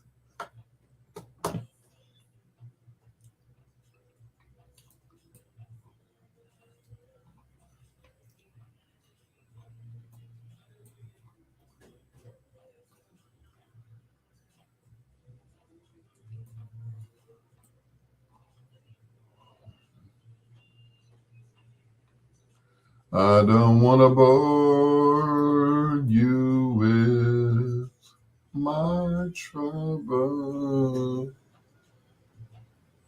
Something about your love. Please don't knocks me off my feet.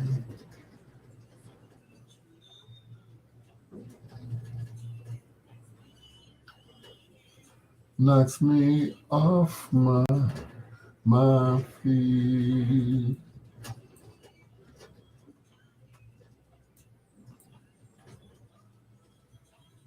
You with it.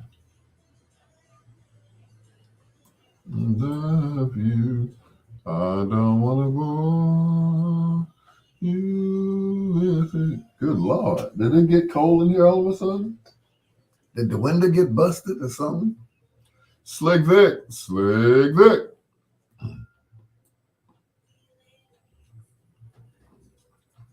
Under a lover's tree, through the eyes of my mind, for the part it's in you,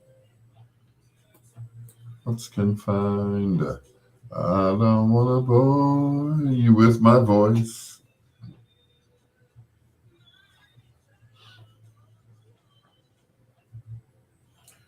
Won't you learn?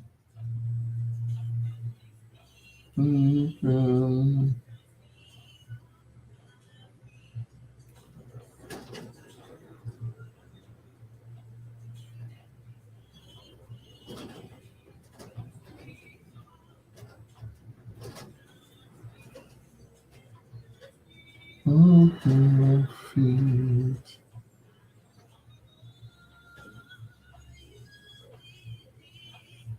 I love you, I love you, I love you. It's watching her unsung story. Yep, Vesta.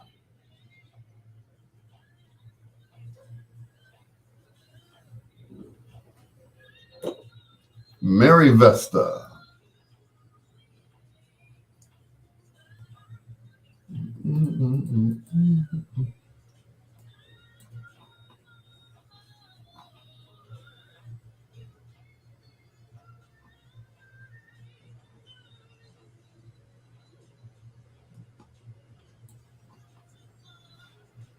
Sing Vesta.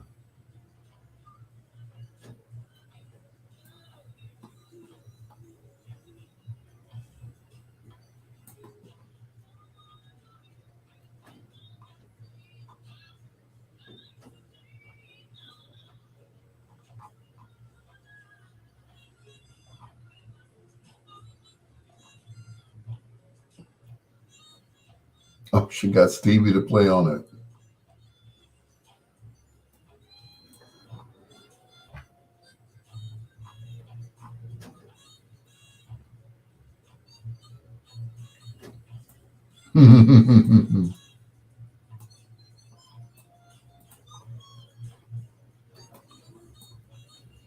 How cool is that?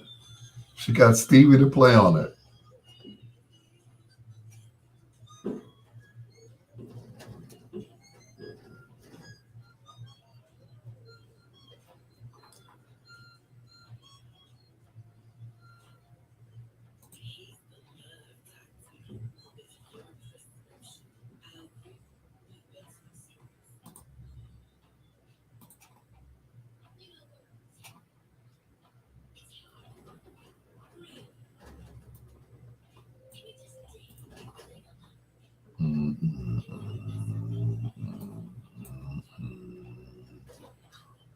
Woo! Festa was fine.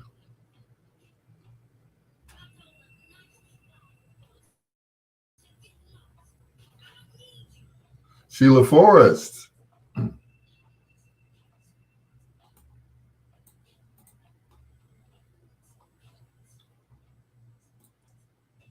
Hey, baby.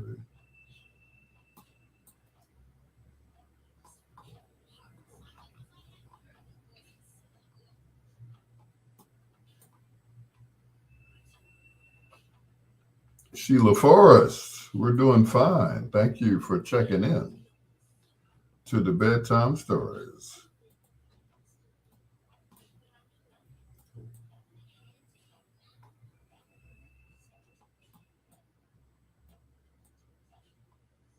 Boom, boom, boom, boom. Maybe.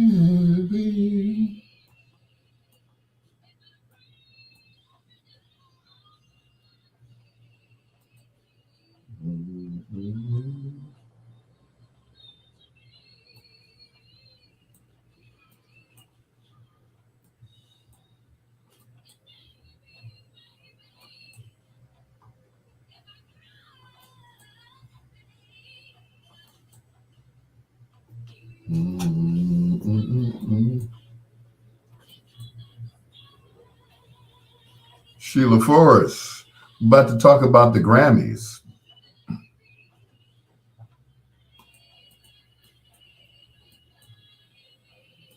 Wow.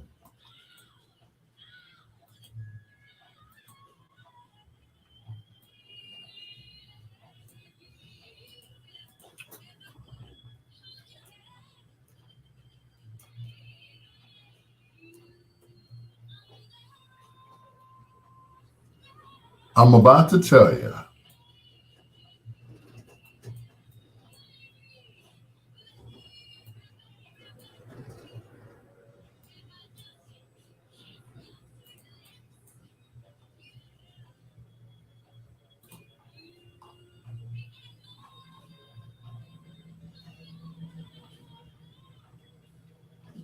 Baby.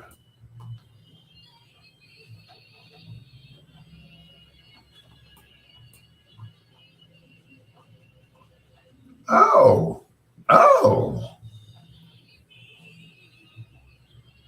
Baby.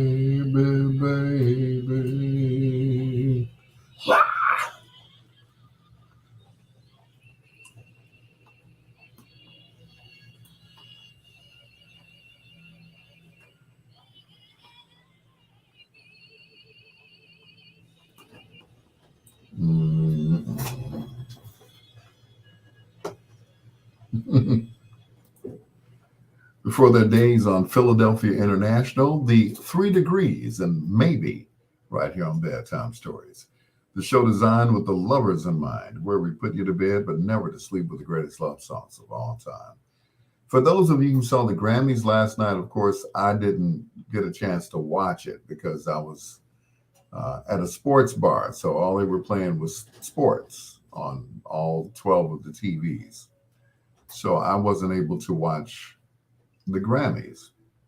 So, of course, like others who didn't see the Grammys live, I got a chance to see some of the highlights on YouTube and other sources. One of the sources was it comes up on my phone as Google News, and it's like, okay, it opened up with Bad Bunny, Sam Smith, and some other guy who won for best new song, or whatever. They were dressed in devil outfits. Yeah. And me being a fan of Lucifer, right? I'm like, no. The devil don't wear no red suit and walk around with a pitchfork. At least not my devil. My devil is Tom Ellis. So But anyway, Bad Bunny and of course Beyonce won a whopping 32 more Grammys than anyone for Best Female Entertainer of all time.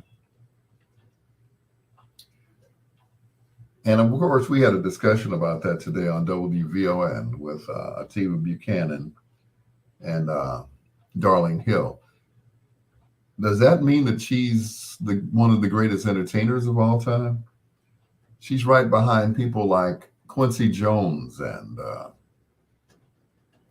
who else? Who had Henry Mancini, people like that who have won so many Grammys in their lifetime. Does that mean that she's up there with them? And my answer is no. She is not as talented as a Quincy Jones. She is not as talented as all the other Grammy winners. They make this big thing about Beyonce, and I've yet to see it. I've just yet to see it. So the Beehive's going to be mad at me because I don't see it. She's an okay singer, performer, okay, but 32 Grammys, really? I don't know. And then they talk about LeBron. LeBron is like, a few points away from Kareem Abdul-Jabbar. Well, my thing is, if you have to be compared to someone who is great, who was there before you, then okay, I get it. I understand. But LeBron ain't the greatest of all time. He ain't the GOAT. The GOAT, baby, is Michael Jordan. There is no comparison.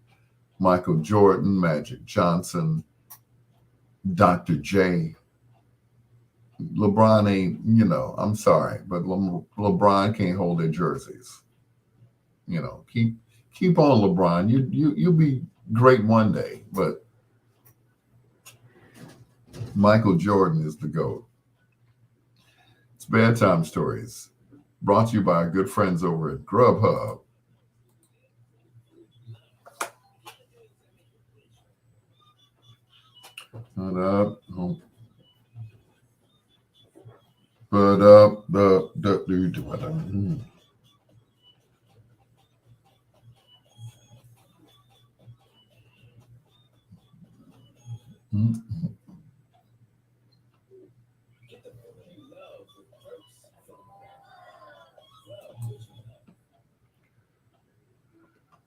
Grubhub is a proud sponsor of Bedtime Stories right here on WOSD Radio DB Chicago, WDLB Indianapolis and Chicago, and WRLN Radio.com, a Rainier media station.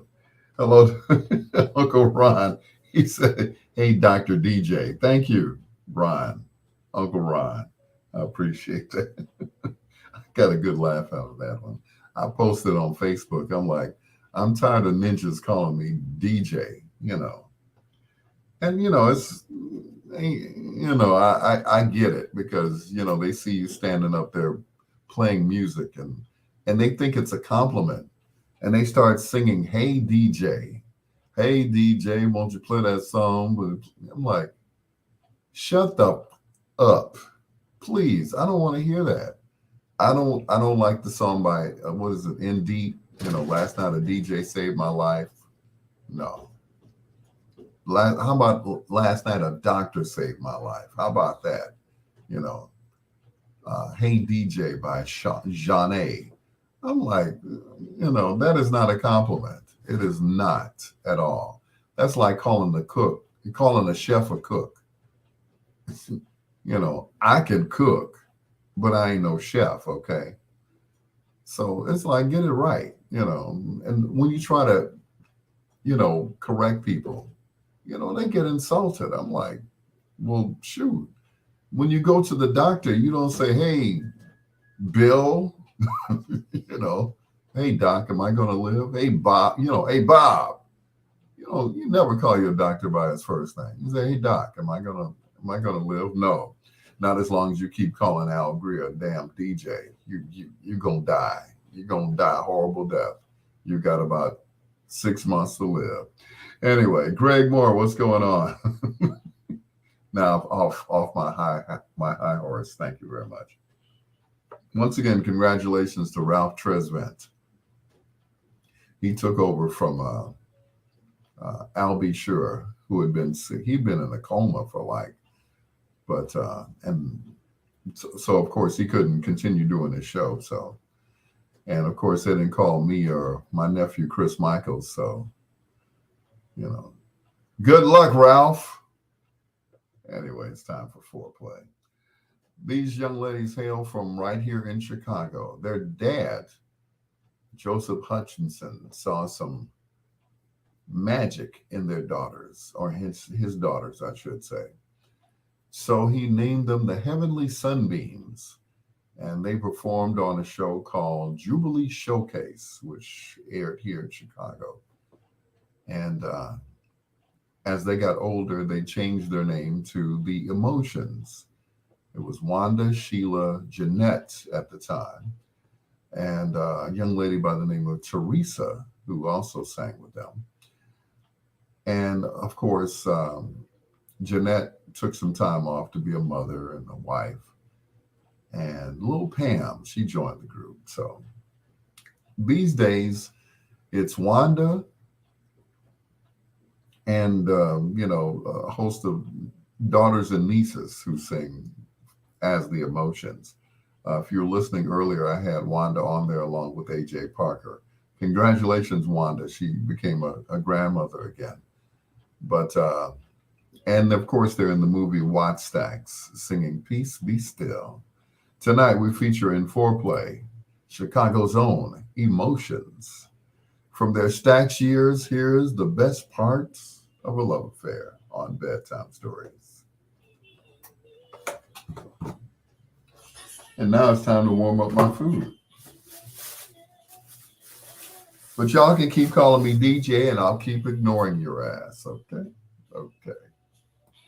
I will continue to ignore you until you get it right. This guy was saying it loud too. I'm like, man, you're going to fall out, bro.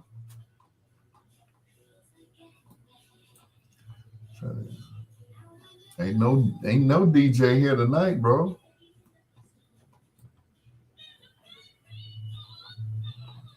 You keep calling all you want to. Ralph was sick too? Okay. Oh, he's sick too. Oh well, it's a matter of time where they'll be calling either me or Chris to do it. And my thing is, I hope nephew gets it. But I guess they're going for name recognition. And of course, nobody knows us outside of Chicago, so let them tell it. Let them tell it. Nobody knows us.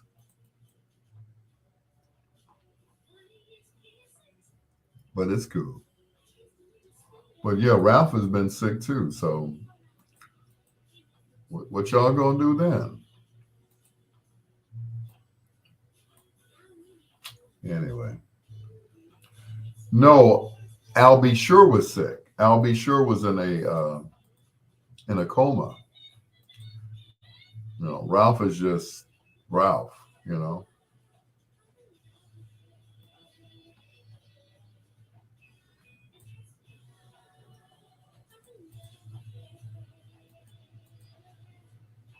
The best fun.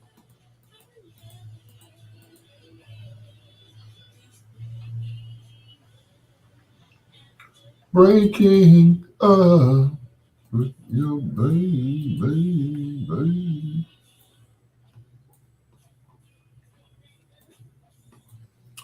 But yeah, Al was in a coma for like several weeks, months. Yeah, whatever he had, it was really bad. I'm trying to crack my back. It's killing me. The tour is coming up. I'm glad Al B. Sure is doing better. Me too. I saw his story on Unsung, and it just, you know, it got me. It was like, you know, because, you know, in the Unsung episode, you know, he's all healthy and stuff. And then to see him as of recent, you know, just getting out of the hospital, you know, losing all that weight. I'm like, dang.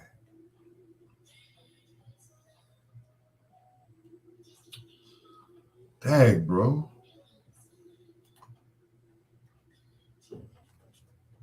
Wish I could play that drop. I had a crush on all the ladies had a crush on him. That one eyebrow he had.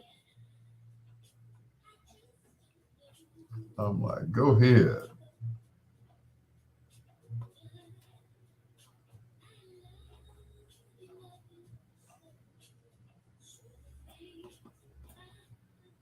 Show me how.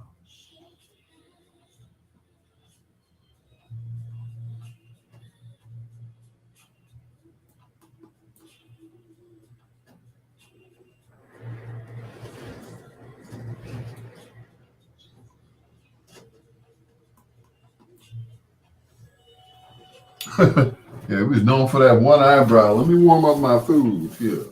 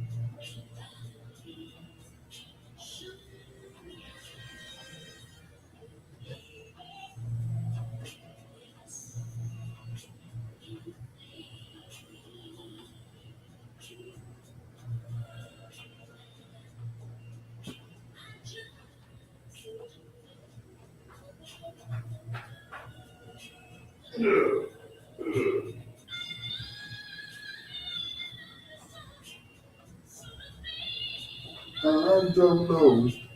Show me how. Give me a hint.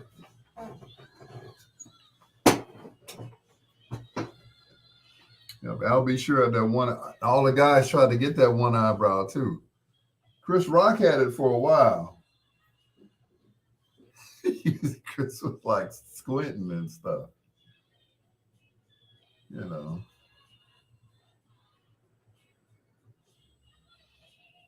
Yeah, Chris said, "Let me get some Nair, some meat or something, and you know, tear that thing off."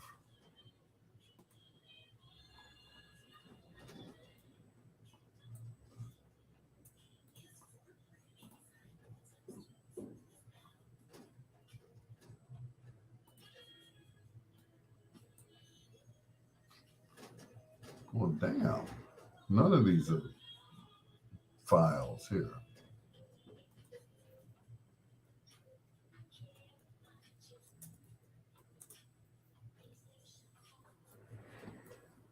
Should I, should don't you? Oh, oh, oh,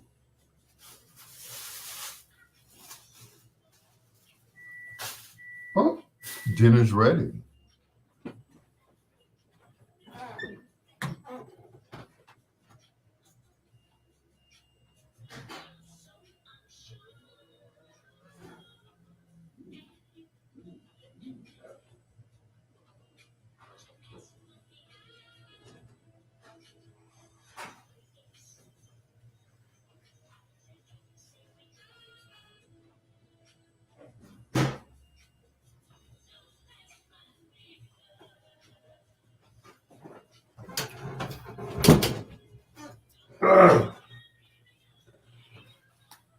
So we can talk more about the Grammys if you guys want to.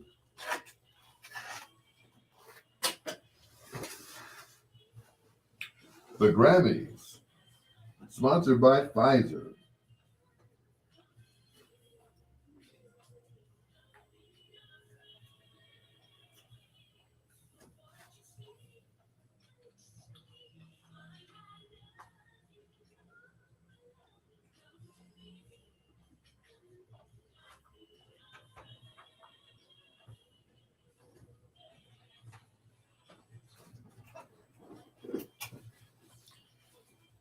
Mm-mm. I had that one eyebrow, man. They did him like they did Wendy. Gave his show away because he got sick.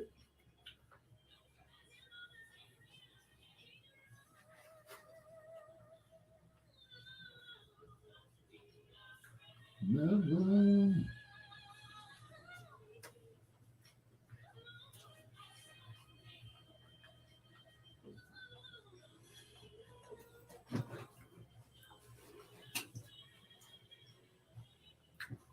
Yep, he was famous for that one eyebrow, boy.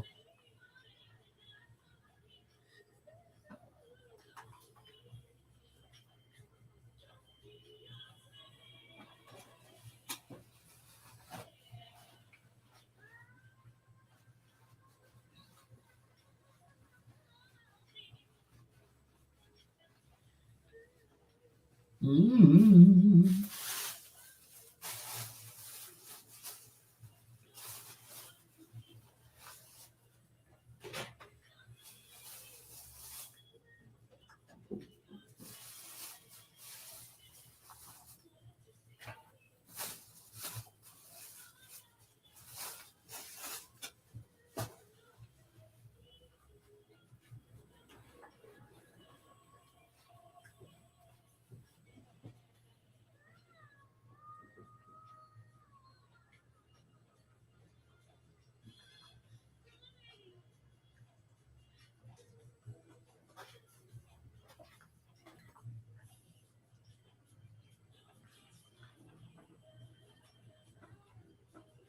Mm-hmm.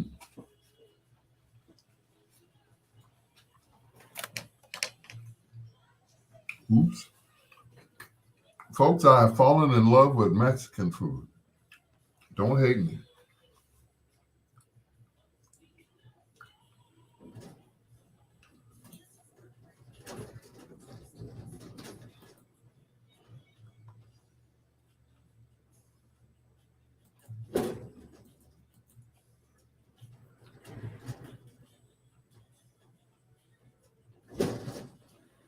Yeah, yeah.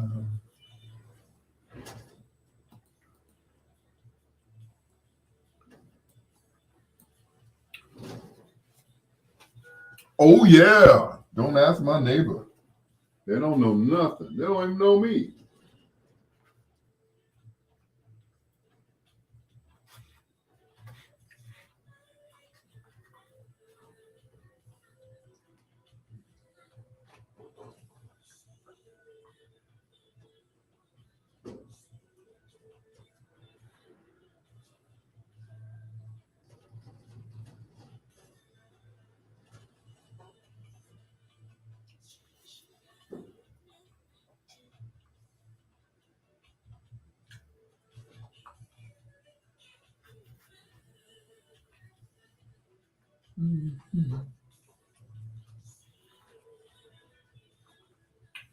Say you do and then you don't.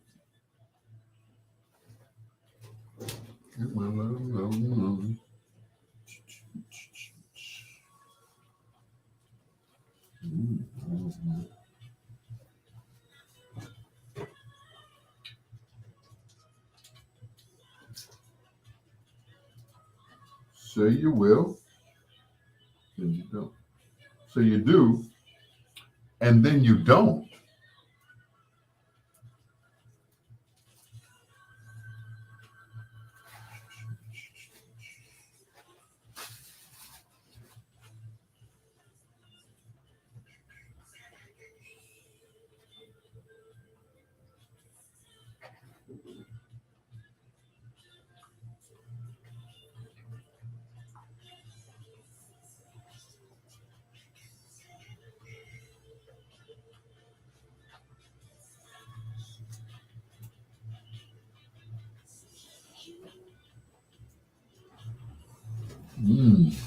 Yummy.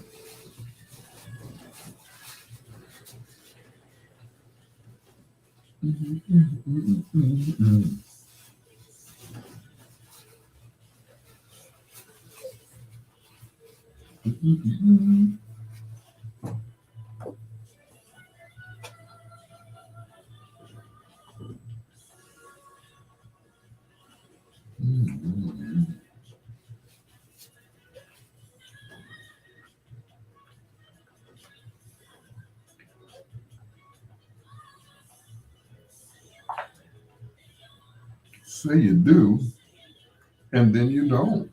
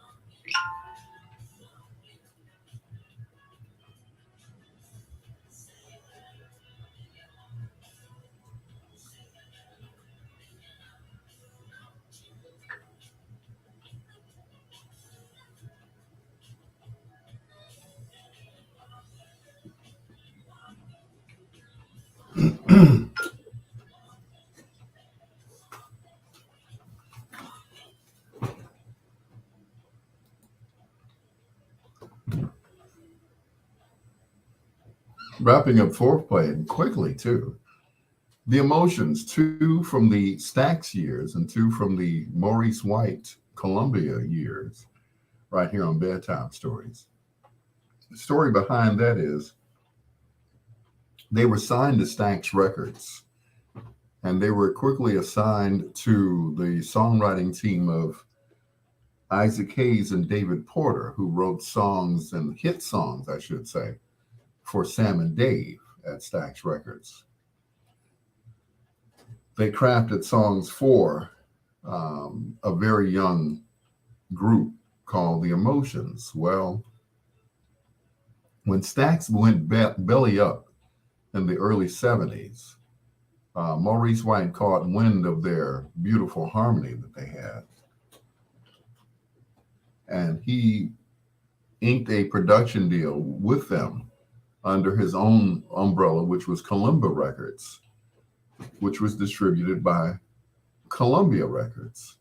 They quickly went into a studio here in Chicago, PS Recording Studio, which is no longer here. It got towed down. It was on 23rd Street. And the first album that they did with the collaboration of Earth, Wind, and Fire was the album Flowers. And it was a monster. When I say it was a monster, it was a monster. Straight out the box. I Don't Want to Lose Your Love, Flowers. That first album was bananas. Yeah. So they went on, of course, to record, Walking the Line and Smile. And oh, I forgot one song that I didn't play. And it's basically an interlude. And it goes like this, it's just changes.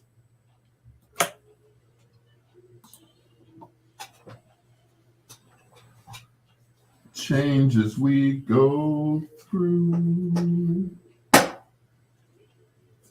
Mm-hmm.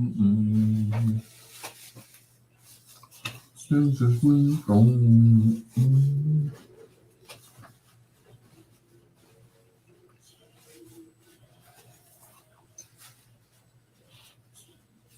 Mm-hmm.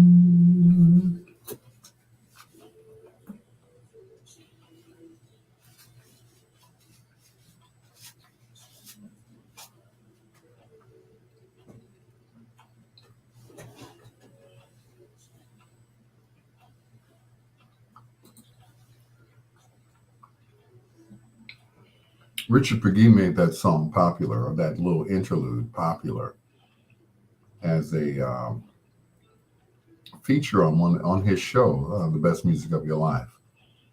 And the harmony on there is just, once again, bananas. The Emotions, wrapping up foreplay right here on Bedtime Stories. Hello to Sheila Forrest. She said she used to have a crush on Al B. Sure back in the day. What black woman didn't have a crush on this light-skinned, curly-haired guy with that one eyebrow? Happy for him. Anyway, speaking of happy birthday to Karen Barnes. Her and I at one time were engaged to be married. And then she kicked me out. Story of my life, right? Anyway, happy birthday, Karen. She just made 60 today. Good Lord. You old, girl. Anyway, Chipino, and I know I can say this because she doesn't listen to me. She is not a fan of me at all. Even though we were together for several years, she is definitely not a fan of my black ass. Anyway, speaking, as well, she shouldn't be, right? Yeah. Especially after saying that, Speaking of emotions, here's Samantha Sang. Ooh.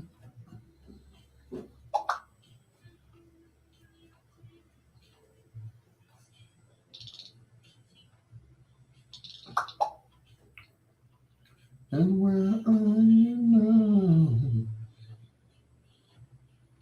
Tears on my pillow.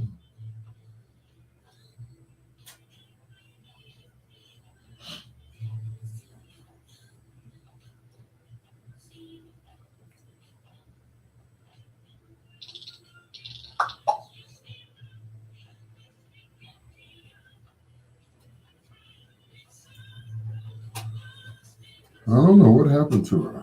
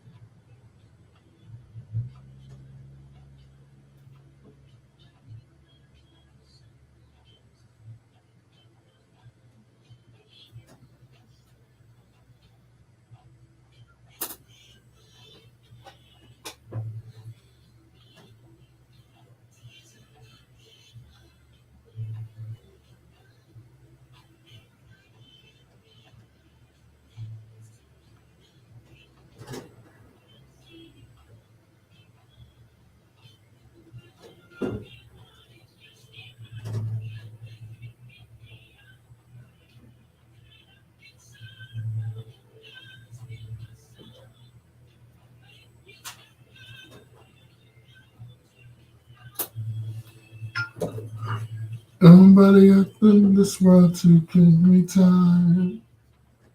Nobody else in this world to kiss goodnight.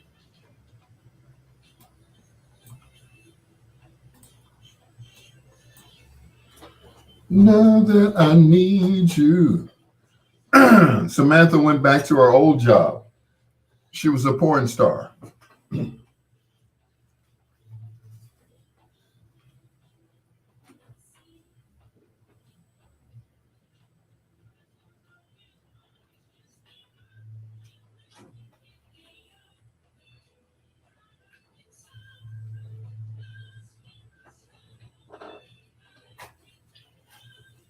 Come home to me, darling.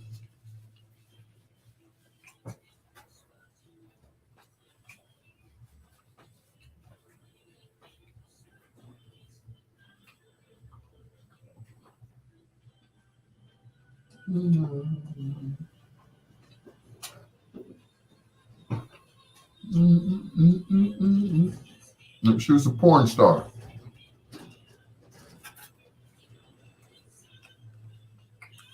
She just happened to have a sweet voice.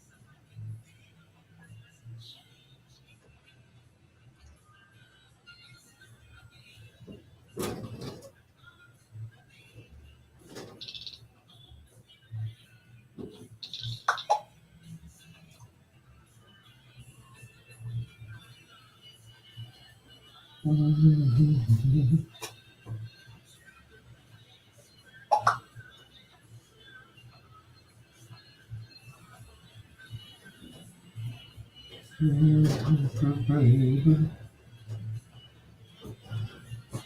my heart.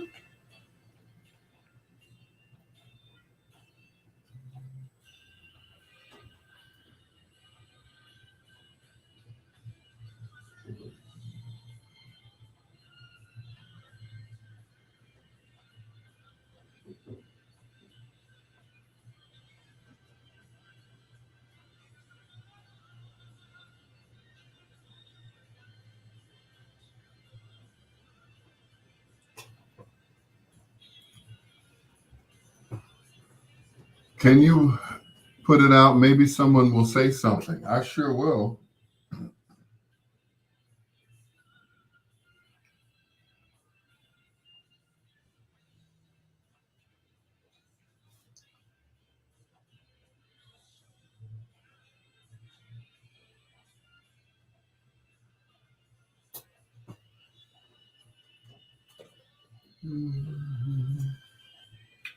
Sing, Ron.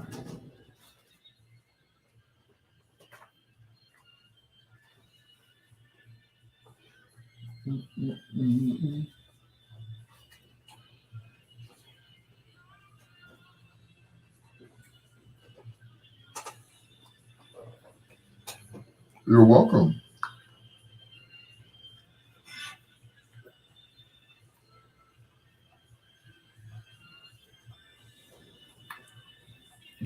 Carpet, baby. Mm.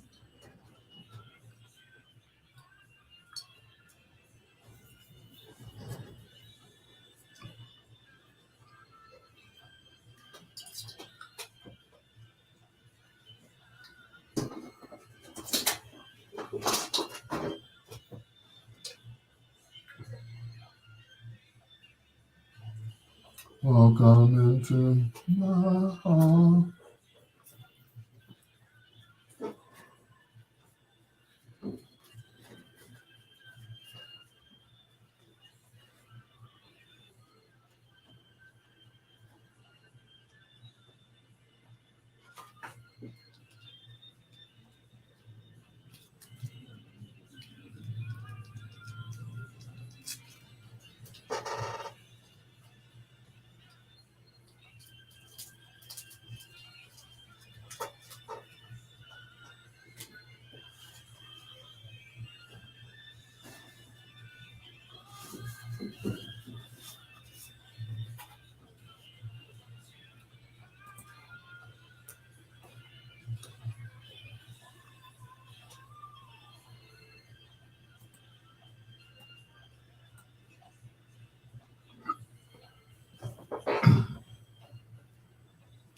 See the red, see the red carpet, baby.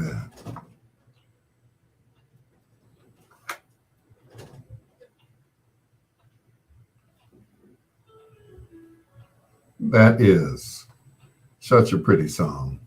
Mm-mm. Make me get choked up in here. The Isley Brothers and Welcome to My Heart. I think that's from the album Showdown, if I'm not mistaken. That could be. You know, every now and then. Every now and then I'm wrong. I don't think so on this because it's right there in front of my face. Anyway, it's your peanut butter brother, Dr. Al Greer. This is Bedtime Stories, the show designed with the lovers in mind, where we put you to bed but never to sleep with the greatest love songs of all time. I appreciate you guys being on my Facebook Live to Williams Jean, or Jean Williams, whichever, or Countess Sheila Forrest. Thank you so much. She wondered whatever happened to Samantha Sang. Well, originally, Samantha was a porn star. So I guess she went back to her old job because that whole singing thing didn't work out for her. So I guess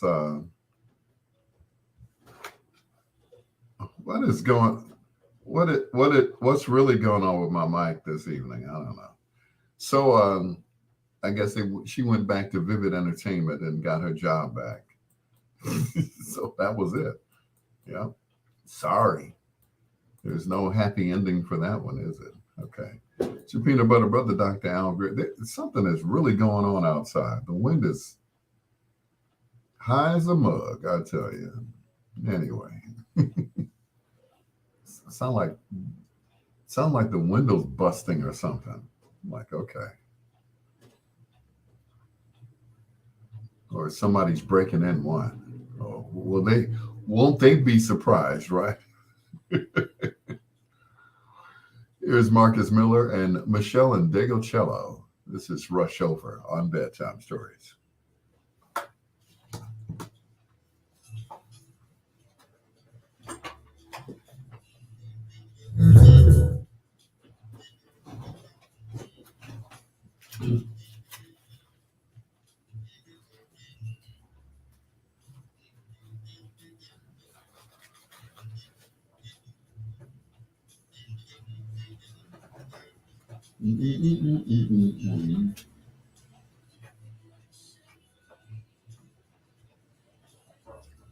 I'll rush over.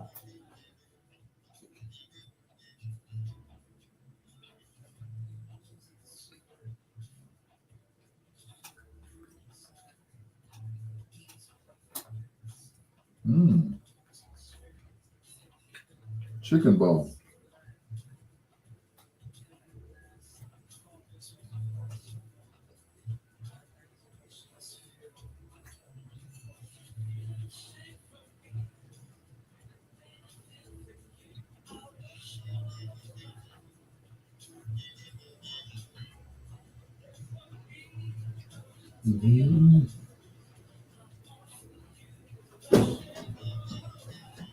Good Lord.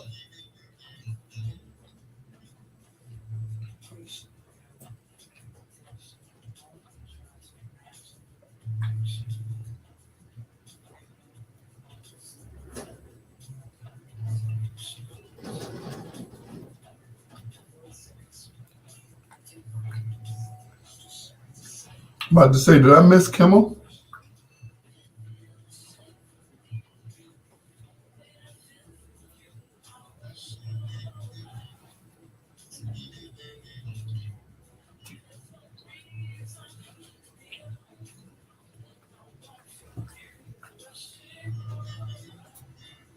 Mm-hmm.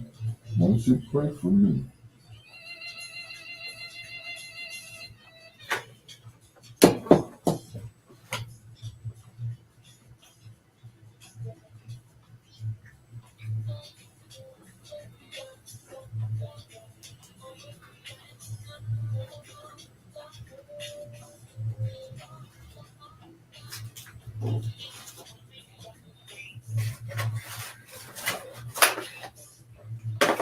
All right, I'm done.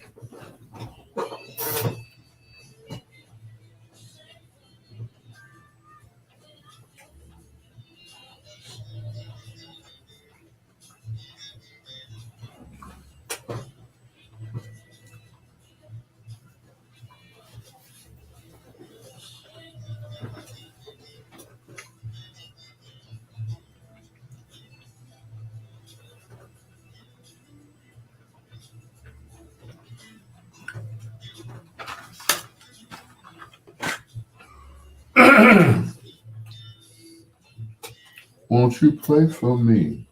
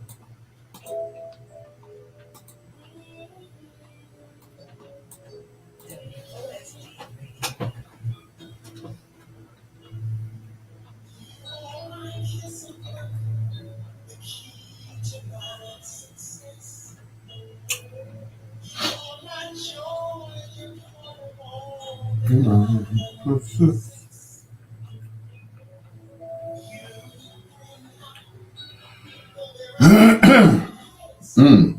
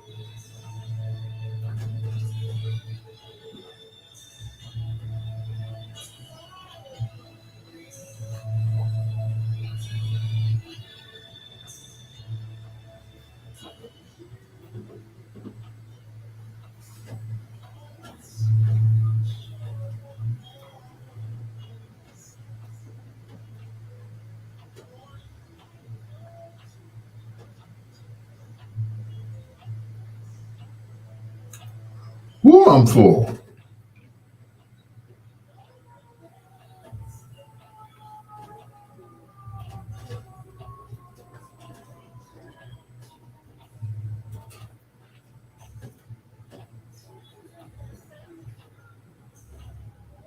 I'm so glad you chose me, baby.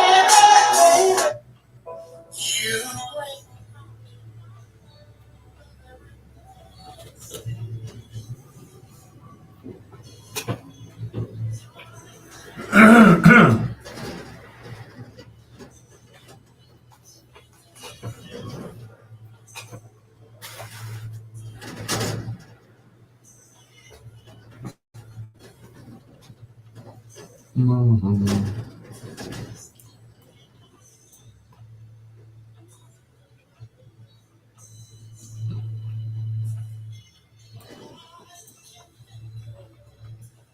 I know it's you.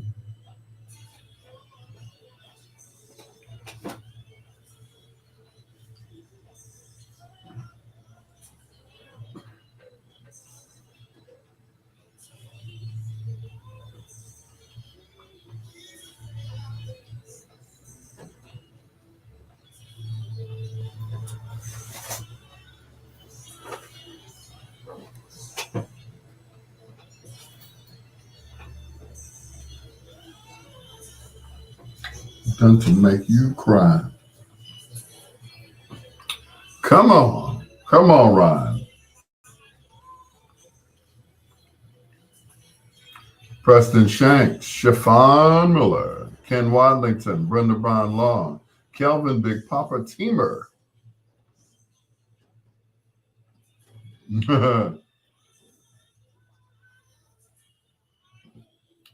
Ari. Hey, niece.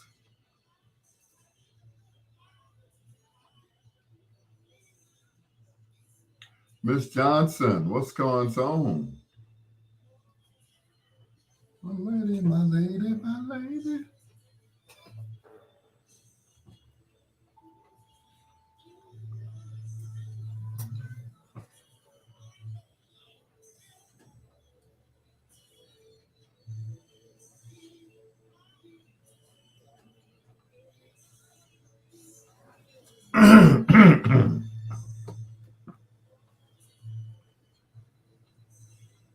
You know, every now and then I find a song that I haven't heard in a while.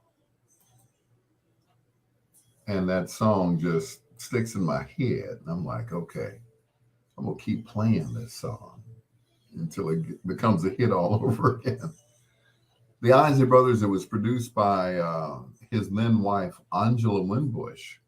It's called Real Woman right here on Bedtime Stories. Hello to my niece, Chelsea Butler. She said, keep shining. You the best to bless the mic. Thank you. I appreciate that, Chelsea. Man, I miss you. Chelsea was one of my engineers when I had my station over on, or had the station over on 79th and East End, right next door to the Regal Theater. I was going to put her in charge of the radio station at one time. I'm like, well, she can run this. She doesn't need me, you know. And she moved on to bigger and better things, but I still, you know, think she could run things. But I miss you, Chelsea. I really do. I really do. You know, once I found out who she was, I'm like, oh, wait a minute. You family, girl. I knew you before you knew you. Anyway, it's your peanut butter brother, Dr. Al Greer. Don't forget to share the video where it says like, share, and like, comment, and share, I should say. Just hit share. So it'll look like a whole bunch of people are watching me from different radio stations. I think they might break down and hire me this year. But guess what? I will still do the show from the crib. Sorry. You know, I got my own studio. Why would I come down there and my stuff sounds as good as yours, right? Here's Phyllis. Shoot, I got the same mic y'all got. So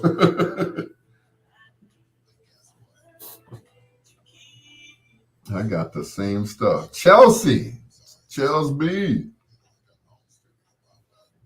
Girl, please. If you weren't my niece.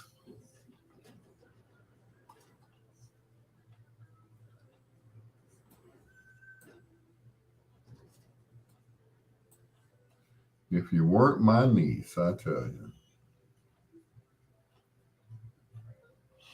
You know, it's like, and I started to talk about my daughter earlier, my daughter Larice, and you know all of the stories that she tells on TikTok.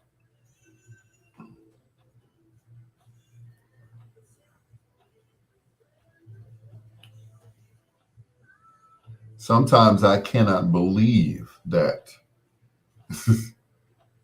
you know, I had a hand in creating that child. You know, I'm like,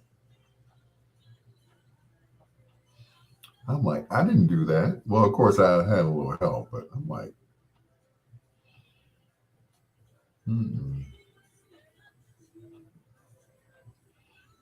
You know, I have some, you know, gorgeous and handsome children.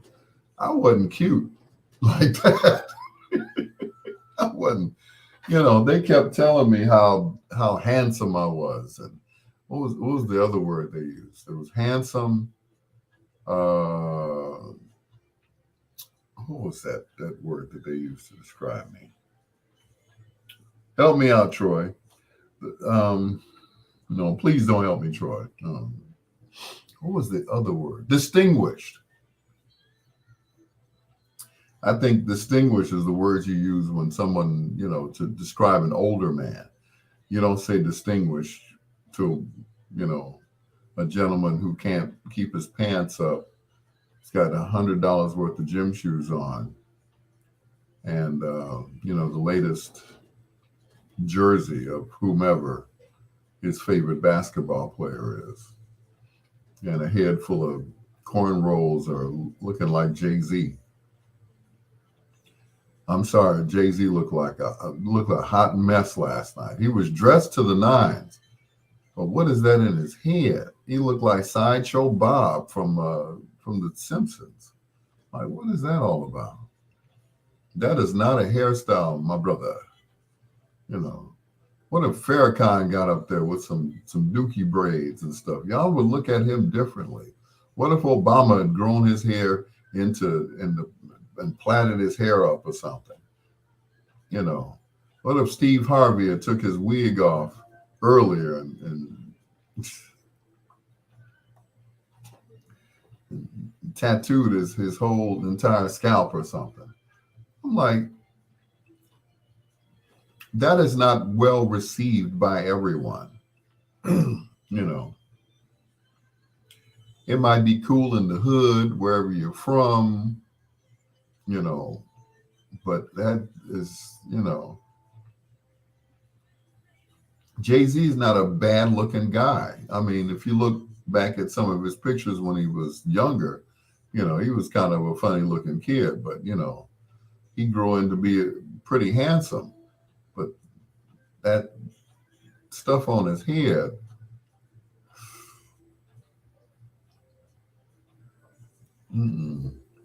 need some sheep shears to get that stuff off.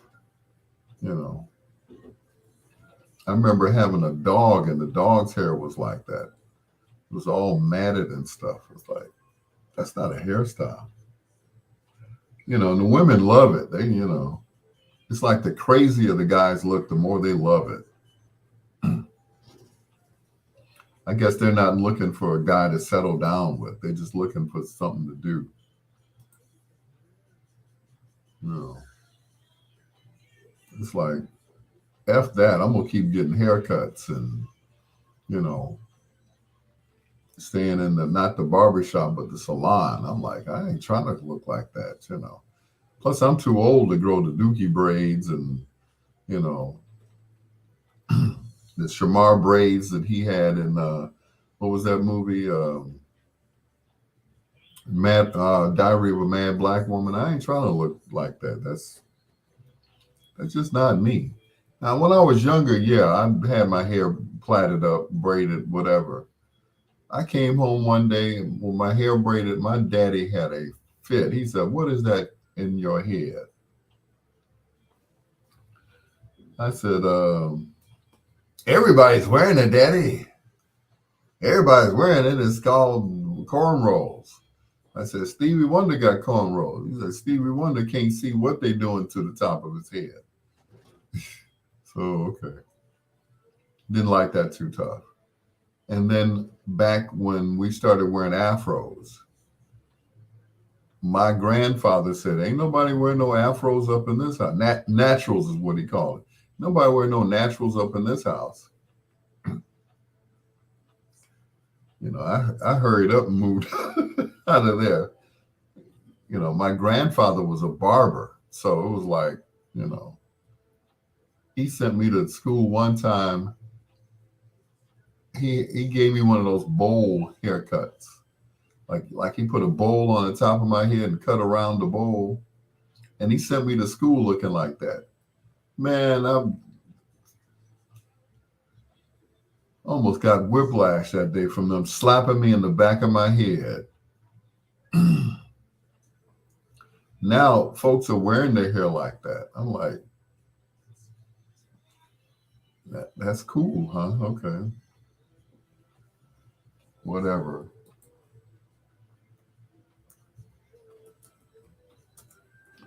You know, even when the naturals was out, my daddy didn't wear one of those. He did not wear a natural. His hair was too thick. I mean, too thin rather to wear a bowl haircut. Yeah, you know, he had, you know, like my hair is. His was even finer than mine. So, you know, he'd pick his and it just fall right back down. So, yeah, they used to call me and my brother the dog hair brothers because our hair would not stand up into an afro. It just wouldn't. I look back at pictures of me and my little brother. It's like, you know, we look like some Puerto Rican Dominican kids or something. We didn't look like no, you know, we look like The Rock could have been our older brothers.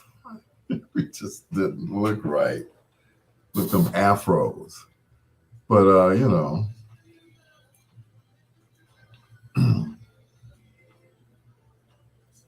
but everybody's wearing their hair crazy. I'm like, you just walk into the barber shop and just F me up real good. Yeah, make me look stupid. Make me look like I'm slow, riding the slow bus, riding the yellow bus or something. Just, you know, mess me up real good.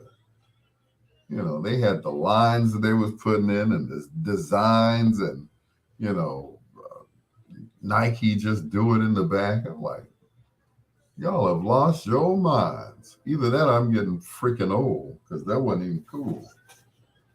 I wish somebody would carve my name in the back of my head.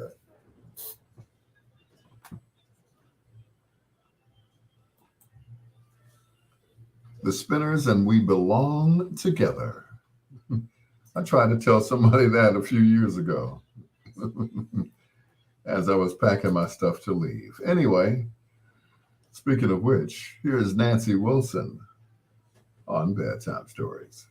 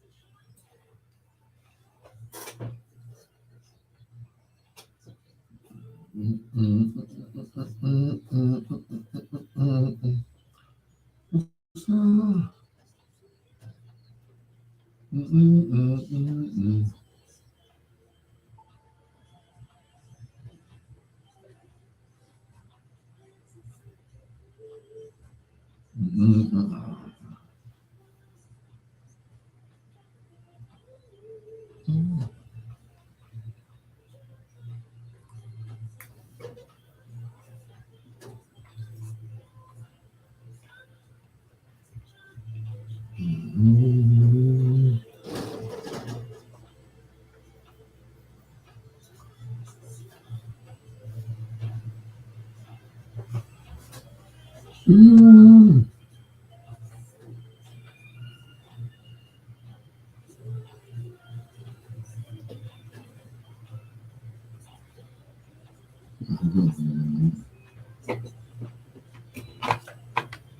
Let that wine.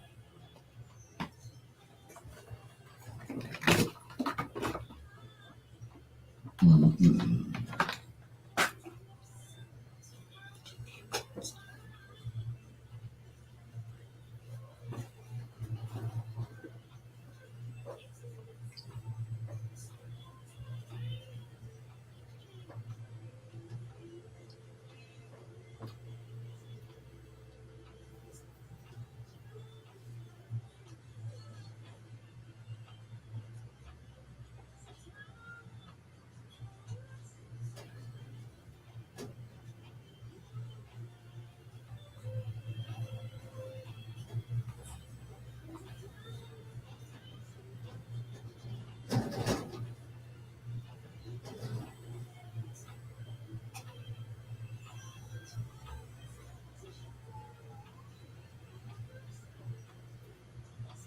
Mm.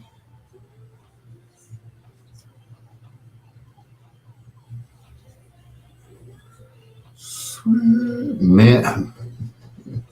Nancy Sue, wrapping up bedtime stories. You're as right as rain. Thank you for listening to Victor Jackson, also to Sheila Forrest, Kelvin Big Papa Teamer, Preston Shanks, Brenda Brown Long, Ken Watlington, Shafan Miller, Adriana Shoo Shoo Carol Heiler, got to say the whole thing, Terry Sams, aka Terry from Gary, Miss Johnson, thank you so much. And of course, special thanks going out to A.J. Parker for having Wanda Hutchinson on my live. I appreciate it. Also to, did I forget? Oh, Chelsea, of course, my niece, Chelsea, I love you and I miss you. And that's for real. Till next time, blue skies, green lights, and peace. Thank you to both Donna Lynn Biggs and to my nephew, Ray Neal, for allowing me to be on your airwaves. Peace out.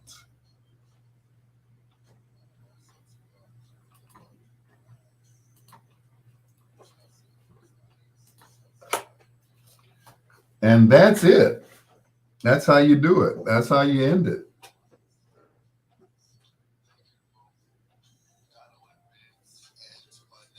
Ray Neal for allowing me to be on your airwaves.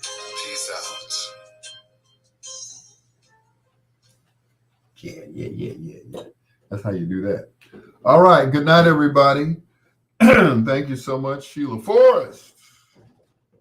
What's going on? Good night and good night. Since I didn't get no nap, I'm going to sleep now. No, I won't. I probably won't fall asleep till 2 o'clock. I ain't gonna lie. Till 2 o'clock in the morning. All right, y'all. Peace out. Out peace. Deuces. To all you mooses, all you deuces to the mooses, which are my haters, you know. My thing is keep hating.